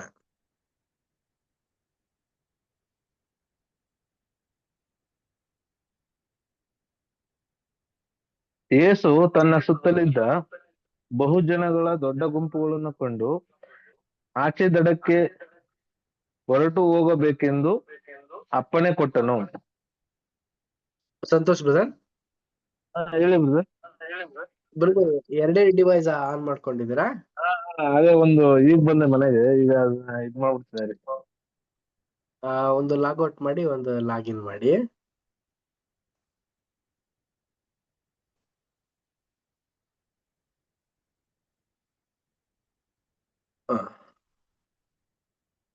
ಒಂದು ಫೋನ್ ಆಫ್ ಮಾಡ್ಕೊಳ್ಳಿ, ಇನ್ನೊಂದು ಫೋನ್ ನಲ್ಲಿ ಇನ್ನೊಂದ್ಸರಿ ಸರಿ ಸರಿ ಬ್ರದರ್, ಆಯ್ತು. ಇನ್ನೊಂದ್ಸರಿ ರೀಡ್ ಮಾಡಿ ಬ್ರದರ್. ಫಸ್ಟ್ ಇಂದ ರೈಟ್ ಮಾಡ್ತೀನಿ ಬ್ರದರ್. ಯೇಸು ತನ್ನ okay. ಸುತ್ತಲಿದ್ದ ಬಹುಜನಗಳ ಗುಂಪುಗಳನ್ನು ಕಂಡು ಆಚೆ ದಡಕ್ಕೆ ಹೊರಟು ಹೋಗಬೇಕೆಂದು ಅಪ್ಪಣೆ ಕೊಟ್ಟನು. ಆಗ ಒಬ್ಬ ಶಾಸ್ತ್ರಿಯು ಹತ್ತಿರಕ್ಕೆ ಬಂದು ಆತನಿಗೆ, ಗುರುವೇ, ನೀನು ಎಲ್ಲಿಗೆ ಹೋದರೂ ನಾನು ನಿನ್ನ ಹಿಂದೆ ಬರುತ್ತೇನೆ ಎಂದು ಹೇಳಲು. ಸಾಕು ಬ್ರದರ್. ಈಗ ಏನ್ ಸಿಚುವೇಶನ್ ಏನ್ ನಡೀತಾ ಇದೆ ಅಂತಂದ್ರೆ, ನಾವು ಇದನ್ನ ಅನಲೈಸ್ ಮಾಡೋಣ. ಯೇಸು ಕ್ರಿಸ್ತರು ಏನ್ ಮಾಡ್ತಾ ಇದಾರೆ ಅಂತಂದ್ರೆ, ನಾನು ಒಂದ್ ಕಡೆ ಇನ್ನೊಂದ್ ಕಡೆಗೆ ಹೋಗ್ಬೇಕಾಗಿತ್ತು, ಆಗ ದೋಣಿನ ಹತ್ಬಿಟ್ಟು ಹೋಗ್ಬೇಕು ಅಂತ ಅನ್ಬಿಟ್ಟು ಡಿಸೈಡ್ ಮಾಡ್ಕೊಂತಾ ಇದಾರೆ. ಆಗ ಇಲ್ಲೊಬ್ಬ ವ್ಯಕ್ತಿ ಬರ್ತಾರೆ, ನಾನು ಕೂಡ ಬರ್ತೀನಿ ಅನ್ಬಿಟ್ಟು. ಅದು ಬಿಡಿ, ಅದು ಬೇರೆ ಪಾಯಿಂಟ್. ಯೇಸು ಕ್ರಿಸ್ತರು ಹೋಗ್ಬೇಕು ಅನ್ಕೊಂಡಿದ್ದಾರೆ, ಹೋಗೋದಕ್ಕೆ ರೆಡಿ ಆಗಿದ್ದಾರೆ. ನೆಕ್ಸ್ಟ್ ಏನಾಗುತ್ತೆ ಸಿಚುವೇಶನ್? 23ನೇ ಅಧ್ಯಾಯದಿಂದ 23ನೇ ವಚನದಿಂದ 27ನೇ ವಚನದವರೆಗೂ ಓದಿ. 23ರಿಂದ 24 ಬ್ರದರ್. 23ರಿಂದ 27. ಸರಿ ಬ್ರದರ್. ಆತನು ದೋಣಿಯನ್ನು ಹತ್ತಿದಾಗ ಆತನ ಶಿಷ್ಯರು ಆತನ ಹಿಂದೆ ಹೋದರು. ಅವರು ಹೋಗುತ್ತಿರುವಾಗ ಸಮುದ್ರವು ಅಲ್ಲೋಲ ಕಲ್ಲೋಲವಾಗಿ ದೋಣಿಯು ತೆರೆಗಳಿಂದ ಮುಚ್ಚಿ ಹೋಯಿತು. ಆದರೆ ಆತನು ನಿದ್ದೆ ಹತ್ತಿ ಮಲಗಿದ್ದನು. ಅವರು ಹತ್ತಿರ ಬಂದು ಆತನನ್ನು ಎಬ್ಬಿಸಿ, ಸ್ವಾಮಿ, ಕಾಪಾಡು, ಸಾಯುತ್ತೇವೆ ಅನ್ನಲಾಗಿ. ಆತನವರಿಗೆ, ಅಲ್ಪ ವಿಶ್ವಾಸಿಗಳೇ, ಯಾಕೆ ಧೈರ್ಯಗೆಡುತ್ತೀರಿ ಎಂದು ಹೇಳಿ ಎದ್ದು ಗಾಳಿಯನ್ನು ಸಮುದ್ರವನ್ನು ಗದರಿಸಿದನು. ಆಗ ಎಲ್ಲಾ ಶಾಂತವಾಯಿತು. ಆ ಜನರು ಬೆರಗಾಗಿ ಸಾಕಬಹುದು. ಸಾಕು ಪ್ರಿಯ ಸಹೋದರ ಮತ್ತು ಸಹೋದರರೇ, ಇಲ್ಲಿ ನೋಡಿ, ಗಲಿಲಾಯ ಸಮುದ್ರದಲ್ಲಿ ನಡೆದಿರುವಂತ ಒಂದು ಘಟನೆ ಇದು. ಸುಮಾರು ಯೇಸು ಕ್ರಿಸ್ತ ತನ್ನ ಒಂದು 31ನೇ ವಯಸ್ಸಿನಲ್ಲಿ ಮಾಡ್ತಿರುವಂತ ಒಂದು ಸನ್ನಿವೇಶ ರೀ. ನೋಡಿ, ಅವ್ರ ಏನ್ ಮಾಡ್ತಿದಾರೆ ಅಂದ್ರೆ, ಇನ್ನೊಂದ್ ಕಡೆಗೆ ಹೋಗ್ಬೇಕು ಅಂತ ಡಿಸೈಡ್ ಮಾಡ್ಕೊಂಡು ದೋಣಿ ಹತ್ತಿದ್ದಾರೆ.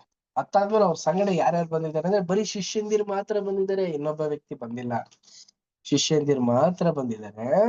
ಬಂದಾದ ಮೇಲೆ ಏನಾಗಿದೆ ಅಂತಂದ್ರೆ, ಅವರು ದೀರ್ಘಾನಿದ್ರೆ ಹೊಂಟೋಗ್ಬಿಟ್ಟಿದ್ದಾರೆ. ಅಂದ್ರೆ ದೀರ್ಘಾನಿದ್ರೆ ಅಂದ್ರೆ ಏನು, ಮರಣದ ಸನ್ನಿವೇಶ ಅಲ್ಲ ರೀ. ಅಂದ್ರೆ ಈಗ ಫುಲ್ ಟಯರ್ಡ್ ಆದಾಗ ಹೇಗೆ ಮನುಷ್ಯ ಒಂದು ಗೊರಕೆ ಹೊಡೆಯೋ ರೀತಿ ಒಂದು ಒಳ್ಳೆ ನಿದ್ದೆ ಮಾಡುವಂತ ಒಂದು ಸನ್ನಿವೇಶ ಬರುತ್ತಲ್ಲ, ಆ ತರ ಒಂದು ನಿದ್ರೆಗೆ ಹೊಂಟೋಗ್ಬಿಟ್ಟಿದ್ದಾರೆ. ಆದ್ರೆ ಅಲ್ಲಿ ಏನಾಗಿದೆ ಅಂದ್ರೆ, ನೀರು ಅಲ್ಲೋಲ ಕಲ್ಲೋಲ ಆಗೋ ತರ. ಅಂದ್ರೆ ಸಮುದ್ರದ ನೀರೇ ಏನಾಗಿದೆ ಅಂತಂದ್ರೆ, ಆ ಕಡೆ ಲೆಫ್ಟ್ ರೈಟ್ ಸೈಡ್ ಎಲ್ಲಾ ಕಡೆಯಿಂದಲೂ ಕೂಡ ಅಲೆಗಳಿಂದ ದೋಣಿಗೆ ಹೊಡಿತಾ ಇದೆ ಜೋರ್ ಜೋರಾಗಿ. ಇದನ್ನ ನೋಡಿ ಗಾಬರಿ ಆಗ್ತಾ ಇದಾರೆ. ಆಲ್ರೆಡಿ ಅಲ್ಲಿರೋರೆಲ್ಲ ಒಂದು 75% ಅಷ್ಟು ಜನರು ಬೆಸ್ತರೇ ಇರೋದಲ್ಲಿ. ಇನ್ ಸ್ವಲ್ಪ ಜನ ಏನೋ ಒಂದು ಸುಂಕದವರು, ಇನ್ ಮಿಕ್ಕಿರೋಂತ ಒಂದು ಜನಾಂಗ ಬೇರೆ ಕೆಲಸ ಮಾಡಿರ್ತಿರೋಂತ ಒಂದು ಶಿಷ್ಯಂದಿರು ಇದ್ದಿದ್ದೇ ಹೊರತು, ಇನ್ನು ಅವ್ರಿಗಾದ್ರೂ ಧೈರ್ಯ ಇತ್ತ ಅಂತಂದ್ರೆ ಧೈರ್ಯನೇ ಇಲ್ಲ. ಆಗ ಅವ್ರೇನ್ ಮಾಡ್ತಾ ಇದಾರೆ, ಎಲ್ರು ಕೂಡ ಯೇಸು ಕ್ರಿಸ್ತರನ್ನ ನಿದ್ರೆಯಿಂದ ಎಬ್ಸಿ, ಅಂದ್ರೆ ಜಸ್ಟ್ ಅವ್ರು ಮಲಗಿರೋದು ನಿದ್ರೆ ಅಂತ ಹೇಳ್ಬೇಕಾದ್ರೆ ಒಂದು ಗಾಢವಾದಂತ ನಿದ್ರೆ ಅಲ್ಲ ರೀ. ಆ ಒಂದು ನಿದ್ರೆಯಿಂದ ಎಬ್ಸಿ ತಕ್ಷಣನೇ ಯೇಸು ಕ್ರಿಸ್ತರಿಗೆ ಈ ರೀತಿ ಹೇಳಿ, ಯೇಸು ಕ್ರಿಸ್ತರು ಗದರ್ಸ್ ತಕ್ಷಣನೇ ಶಿಷ್ಯಂದ್ರು ಸೈಲೆಂಟು, ಗಾಳಿ ಮತ್ತೆ ನೀರು ಕೂಡ ಸೈಲೆಂಟ್. ಅಂದ್ರೆ ಯಾವ ರೀತಿ ಕಂಟ್ರೋಲ್ ತಗೊಂಡ್ರು ಅಂದ್ರೆ, ಒಂದು ಒಳ್ಳೆ ರೀತಿಲಿ ಕಂಟ್ರೋಲ್ ತಗೊಳ್ತಾರೆ. ಇದೇ ಒಂದು ಸನ್ನಿವೇಶನ ಮಾರ್ಕದಲ್ಲಿ ಹೇಳ್ತಾ ಇದ್ದಾರೆ. ಇದರಲ್ಲಿ ಇನ್ನೂ ಒಂದು ಅಂಶಗಳನ್ನ ಬಿಟ್ಟಿರೋದನ್ನ ಲೂಕಾದ್ರಲ್ಲೂ ಕೂಡ ತಿಳಿಸ್ತಾರೆ ನೋಡಿ. ಬೇರೆ ಸಹೋದರ ಸಹೋದರರು ಓದ್ಬೇಕಾ ಕೇಳ್ಕೊಳ್ತೀನಿ. Mark first ಓದ್ಬಿಡೋಣ. ಮಾರ್ಕ 4ನೇ ಅಧ್ಯಾಯ 35ರಿಂದ 41ನೇ ವಚನದವರೆಗೆ. ಬೇರೆ ಯಾರು ಓದ್ತೀರಾ? ಮೋಹನ್ ರಾಜ್ ಬದರ್ ಓದ್ತೀರಾ?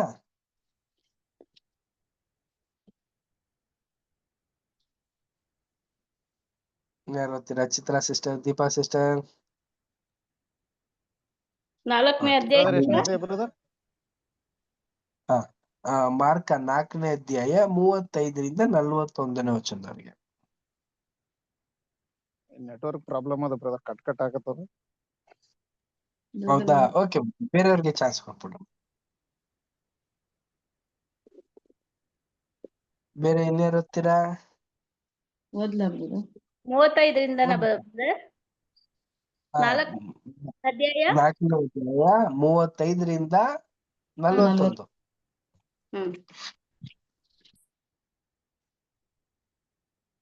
ಆ ಹೊತ್ತು ಸಾಯಂಕಾಲವಾದಾಗ ಆತನು ಅವರಿಗೆ ಆಚೆ ದಡಕ್ಕೆ ಹೋಗೋಣ ಎಂದು ಹೇಳಲು, ಅವರು ಆ ಜನರ ಗುಂಪನ್ನು ಬಿಟ್ಟು ಆತನನ್ನು ಅದೇ ದೋಣಿಯಲ್ಲಿ ಹಾಗೆ ಕರೆಕೊಂಡು ಹೋದರು. ಬೇರೆ ದೋಣಿಗಳು ಆತನ ಸಂಗಡ ಇದ್ದವು.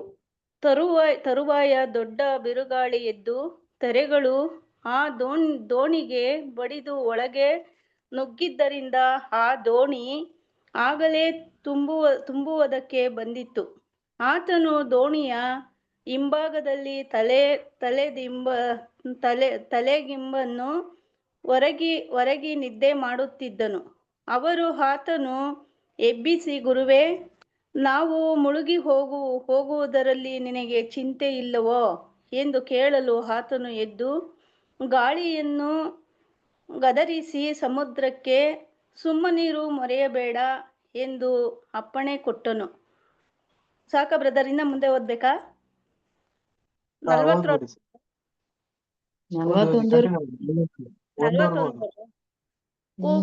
ಕೂಡಲೇ ಗಾಳಿ ನಿಂತು ಹೋಗಿ ಎಲ್ಲ ಶಾಂತವಾಯಿತು. ತರುವಾಯ ಆತನು ಅವರನ್ನು, ಏಕೆ ಧೈರ್ಯಗೆಡುತ್ತೀರಿ?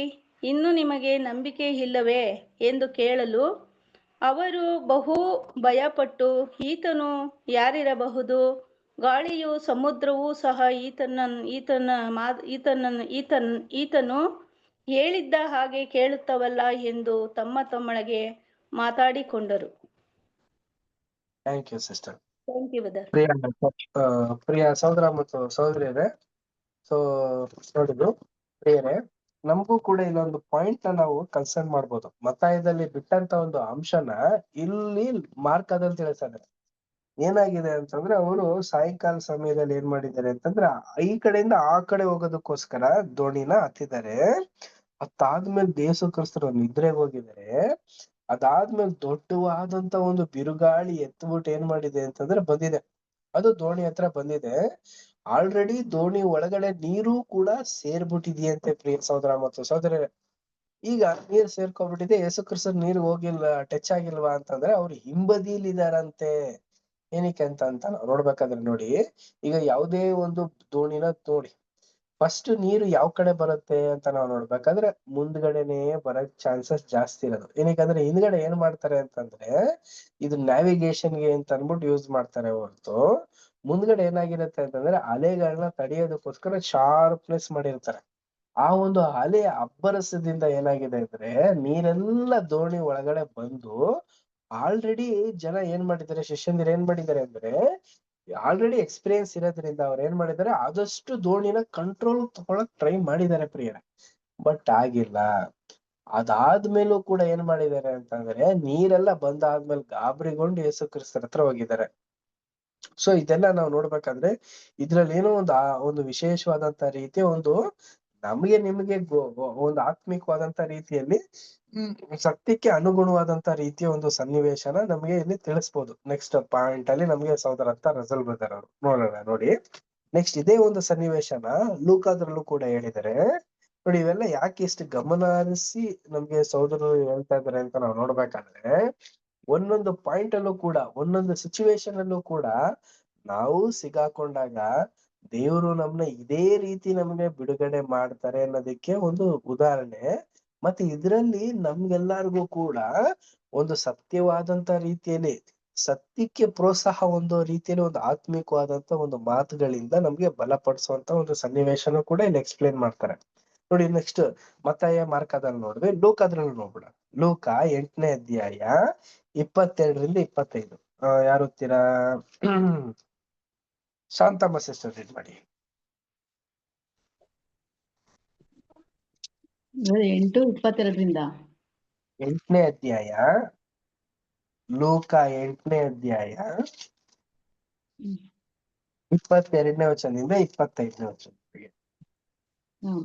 ಒಂದಾನೊಂದು ದಿನದಲ್ಲಿ ಆತನು ತನ್ನ ಶಿಷ್ಯರ ಸಂಗಡ ಒಂದು ದೋಣಿಯನ್ನು ಹತ್ತಿ ಕೆರೆಯ ಆಚೆಯ ದಡಕ್ಕೆ ಹೋಗೋಣ ಎಂದು ಅವರಿಗೆ ಹೇಳಲು ಅವರು ದೋಣಿಯನ್ನು ನೀರಿನೊಳಗೆ ನೂಕಿ ಹೊರಟರು. ಅವರು ಹೋಗುತ್ತಿರುವಾಗ ಆತನಿಗೆ ನಿದ್ರೆ ಹತ್ತಿತು. ಅಷ್ಟರಲ್ಲಿ ಬಿರುಗಾಳಿ ಕೆರೆಯ ಮೇಲೆ ಬರಲು ದೋಣಿ ಒಳಗೆ ನೀರು ತುಂಬಿಕೊಂಡಿದ್ದರಿಂದ ಅವರು ಅಪಾಯಕ್ಕೆ ಗುರಿಯಾದರು. ಹೀಗಿರಲಾಗಿ ಅವರು ಆತನ ಹತ್ತಿರ ಬಂದು, ಗುರುವೇ ಗುರುವೇ ಸಾಯುತ್ತೇವೆ ಎಂದು ಹೇಳಿ ಆತನನ್ನು ಎಬ್ಬಿಸಿದರು. ಆಗ ಆತನು ಎದ್ದು ಗಾಳಿಯನ್ನು ಉಬ್ಬುವ ನೀರನ್ನು ಗದರಿಸಿದನು. ಗದರಿಸಲು ಅವು ನಿಂತು ಶಾಂತವಾಯಿತು. ತರುವಾಯ ಆತನು, ನಿಮ್ಮ ನಂಬಿಕೆ ಎಲ್ಲಿ ಎಂದು ಅವರನ್ನು ಕೇಳಿದನು. ಅವರಾದರೂ ಭಯಪಟ್ಟು, ಈತನು ಯಾರಿರಬಹುದು, ಗಾಳಿಗೂ ನೀರಿಗೂ ಅಪ್ಪಣೆ ಕೊಡುತ್ತಾನೆ, ಅವು ಕೂಡ ಹೇಳಿದ ಹಾಗೆ ಕೇಳುತ್ತವಲ್ಲ ಎಂದು ಒಬ್ಬರಿಗೊಬ್ಬರು ಮಾತಾಡಿಕೊಂಡರು. ಅತ್ಯಾಶ್ಚರ್ಯಪಟ್ಟರು. Thank you sister. ಪ್ರಿಯ ಒಂದೇ ಒಂದು ವಾಕ್ಯ ಇನ್ನೊಂದ್ಸರಿ ರೀಡ್ ಮಾಡ್ಬಿಡಿ ಸಿಸ್ಟರ್. 22ನೇ ವಚನ ಓದಿ. ಬ್ರದರ್. ಒಂದಾನೊಂದು ದಿನದಲ್ಲಿ ಆತನು ತನ್ನ ಶಿಷ್ಯರ ಸಂಗಡ ಒಂದು ದೋಣಿಯನ್ನು ಹತ್ತಿ ಕೆರೆಯ ಆಚೆಯ ದಡಕ್ಕೆ ಹೋಗೋಣ ಎಂದು ಅವರಿಗೆ ಹೇಳಲು ಅವರು ದೋಣಿಯನ್ನು ನೀರಿನೊಳಗೆ ನೂಕಿ ಹೊರಟರು. ಸಾಕ ಸಿಸ್ಟರ್. ಪ್ರಿಯ ಸಹೋದರ ಮತ್ತು ಸಹೋದರಿಯರೇ, ನೋಡಿ ಮತ್ತಾಯ ಮಾರ್ಗದಲ್ಲಿ ನಾವು ನೋಡಿದ್ವಿ, ಲೂಕಾದ್ರಲ್ಲೂ ಕೂಡ ಕೆಲವೊಂದು ಕ್ಲೂಸ್ ನ ಕೊಡ್ತಾ ಇದಾರೆ. ನೋಡಿ, ಯೇಸು ಕ್ರಿಸ್ತರು ಹೋಗ್ಬೇಕು ಅಂತ ಅನ್ಕೊಂಡ್ರು. ಆಗ ಶಿಷ್ಯಂದಿರೆಲ್ಲ ಏನ್ ಮಾಡಿದ್ದಾರೆ ಅಂತಂದ್ರೆ, ದೋಣಿನ ನೀರೊಳಗಡೆ ನೂಕಿ ಏನ್ ಮಾಡ್ತಾ ಇದಾರೆ ಅಂತಂದ್ರೆ ಹೋಗೋದಕ್ಕೆ ರೆಡಿ ಮಾಡ್ಕೊಂಡು ಹೋಗ್ತಾ ಇದಾರೆ. ಆಗೇನಾದ್ರು ನೀರೊಳಗಡೆ ಏನಾದ್ರು ನಿಕ್ತಾ ಇಲ್ಲ. ದೋಣಿ ಒಳಗಡೆ ನೀರು ಹೋಗಿಲ್ಲ. ದೋಣಿ ಚೆನ್ನಾಗಿದೆ, ದೋಣಿಗೆ ಏನೋ ತೊಂದರೆ ಇಲ್ಲ. ಅದು ಅಲ್ಲದಂತಾನೆ ಶಿಷ್ಯಂದಿರು ಅವ್ರು ಹೇಗೆ ಆಲ್ರೆಡಿ ಎಕ್ಸ್ಪೀರಿಯನ್ಸ್ ಇರುವಂತ ವ್ಯಕ್ತಿಗಳು. ಅವ್ರು ಗೊತ್ತು ಈ ಒಂದು ಗಲಿಲಾಯ ಸಮುದ್ರನ A to Z ಎಲ್ಲಾ ಕಡೆಯಿಂದಲೂ ಕೂಡ ಒಂದು ಬೆಸ್ತರ್ ಕೆಲ್ಸ ಎಲ್ಲ ಮಾಡಿ ಮೀನ ಹಿಡ್ದಿ ಒಂದು ಅನುಭವ ಇದೆ ಅವರಲ್ಲಿ. ಆದ್ರೆ ಈ ಒಂದು ಅನುಭವ ಇದ್ರೂ ಕೂಡ ಏನಾಗಿದೆ ಅಂತಂದ್ರೆ, ದೋಣಿ ಒಳಗಡೆ ಹೋಗಿ ಸ್ವಲ್ಪ ದೂರ ಆಗ್ತಿದ್ದಂಗೆನೆ ಯೇಸು ಕ್ರಿಸ್ತ ಗಾಢವಾದಂತ ನಿದ್ರೆಗೆ ಹೊರಟೋಗ್ಬಿಟ್ಟಿದ್ದಾರೆ. ಆದ್ಮೇಲೆ ಬಂದಂತ ಒಂದು ಬಿರುಗಾಳಿ ಏನಾಗಿದೆ ಅಂತಂದ್ರೆ ಅದು ದೋಣಿ ಒಳಗಡೆ ನೀರು ತುಂಬೋ ರೀತಿ ಮಾಡ್ಬಿಟ್ಟಿದೆ. ಪ್ರಿಯ ಸಹೋದರ ಮತ್ತು ಸಹೋದರಿಯರೇ, ಇದನ್ನ ನೋಡಿ ಗಾಬರಿ ಆಗಿ ಗುರುವೇ ಗುರುವೇ ಅಂತ ಅನ್ಬಿಟ್ಟು ಓಡೋಗಿದ್ದಾರೆ ಪ್ರಿಯ ಸಹೋದರ ಮತ್ತು ಸಹೋದರಿಯರೇ. ಏನಕ್ಕೆ ಅಂತಂದ್ರೆ ಈಗ ಅವರೆಲ್ಲ ಕೆಳಗೆ ಜಂಪ್ ಹೊಡೆದ್ಬಿಟ್ಟು ಈಜೊಡ್ಕೊಂಡು ಹೊಂಟೋಗ್ಬಿಡುವುದ ಅಂದ್ರೆ ಇಲ್ಲ.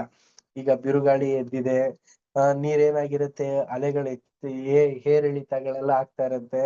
ಯಾರು ಕೂಡ ಅಂತ ಅರಸಾಹಸನ ಮಾಡೋದಕ್ ಹೋಗೋದಿಲ್ಲ.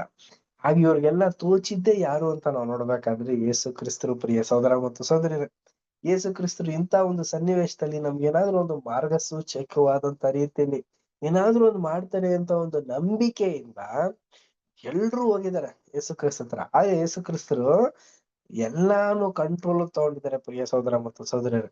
ಸೊ ಇದನ್ನೆಲ್ಲ ಈ ಪಾಯಿಂಟ್ ನಾವು ಸ್ಟಡಿ ಮಾಡ್ಬೇಕಾದ್ರೆ ನಮಗೆಲ್ಲ ಏನ್ ಅನ್ಸುತ್ತೆ ಏನು ಅಂತ ನಾವು ನೋಡ್ಬೇಕಾದ್ರೆ, ಎಂತ ಒಂದು ಸಿಚುವೇಶನ್ ಅಲ್ಲೂ ಕೂಡ ಮಾಡೋದಕ್ಕಾಗೋದಿಲ್ಲ, ಏನು ಆಗಲ್ಲ ಅನ್ನೋ ಸಂದರ್ಭದಲ್ಲೂ ಕೂಡ ನಮ್ಗೆ ಸಹಾಯ ಮಾಡೋದೇ ಯಾರು ಅಂದ್ರೆ ದೇವರು ಮತ್ತೆ ಯೇಸು ಕ್ರಿಸ್ತರೇ ನಮ್ಗೆ ಸಹಾಯ ಮಾಡೋದು. ಸೊ ಈ ಒಂದು ಟಾಪಿಕ್ ನ ನಮ್ಗೆ ರಜಲ್ ಬ್ರದರ್ ಅವರು ಒಂದು ಪಾಠದ ಹೆಸರಿನ ಮುಖಾಂತರ ಇದ್ರ ಬಗ್ಗೆನೆ ನಮ್ಗೊಂದು ಪಾಯಿಂಟ್ ನ ಹೇಳ್ತಾರೆ. ಅದನ್ನ ನೆಕ್ಸ್ಟ್ ನಾವು ನೋಡೋಣ. ಅದಕ್ಕಿಂತ ಮುಂಚೆ ಈ ಇನ್ನೊಂದು ವಿಚಾರನು ಕೂಡ ನಾವು ಸ್ಟಡಿ ಮಾಡ್ಬಿಡೋಣ. ಇನ್ನೊಂದು ಯಾವ್ದ್ರ ಬಗ್ಗೆ ಅಂತ ನಾವು ನೋಡ್ಬೇಕಾದ್ರೆ,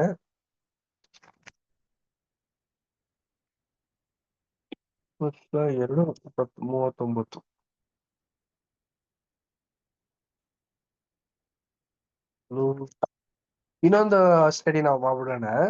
ದೆವ್ವ ಹಿಡಿದಂತ ಇಬ್ಬರು ಸ್ವಸ್ಥರಾಗಿರೋದು ದೆವ್ವಗಳನ್ನು ಹಂದಿ ಒಳಗಡೆ ನೂಗ್ಸಿದ್ದು, ಈ ಒಂದು ವಿಚಾರನು ಕೂಡ ನಾವು ಸ್ಟಡಿ ಮಾಡ್ಬಿಡೋಣ. ಇದೆಲ್ಲಿ ಅಂತ ನಾವು ನೋಡ್ಬೇಕಾದ್ರೆ, ಅವರು ಆ ಒಂದು ಘಟನೆ ಮುಗಿಸ್ಕೊಂಡು ದಡಕ್ ಬರ್ತಾರೆ. ದಡಕ್ ಬಂದಾದ್ಮೇಲೆ ಏನಾಗುತ್ತೆ ಅಂತ ನಾವು ನೋಡುವಾಗ ಗಲಿಲಾಯ ಸಮುದ್ರದ ಆ ಒಂದು ಭಾಗಕ್ಕೆ ಬರ್ತಾರೆ. ಒಂದ್ ಕಡೆಯಿಂದ ಇನ್ನೊಂದು ಭಾಗ ಇರುತ್ತೆ. ಈ ಒಂದು ಭಾಗದಿಂದ ಆ ಒಂದು ಭಾಗಕ್ಕೆ ಬರ್ಬೇಕಾದ್ರೆ ಈ ಒಂದು ಸನ್ನಿವೇಶ ನಡೆಯುತ್ತೆ. ಇದಾದ್ಮೇಲೆ ನಡೆದಂತ ಒಂದು ಘಟನೆ ಏನಂದ್ರೆ, ದೆವ್ವ ಹಿಡಿದಂತ ಒಬ್ಬ ವ್ಯಕ್ತಿ ಇರ್ತಾನೆ.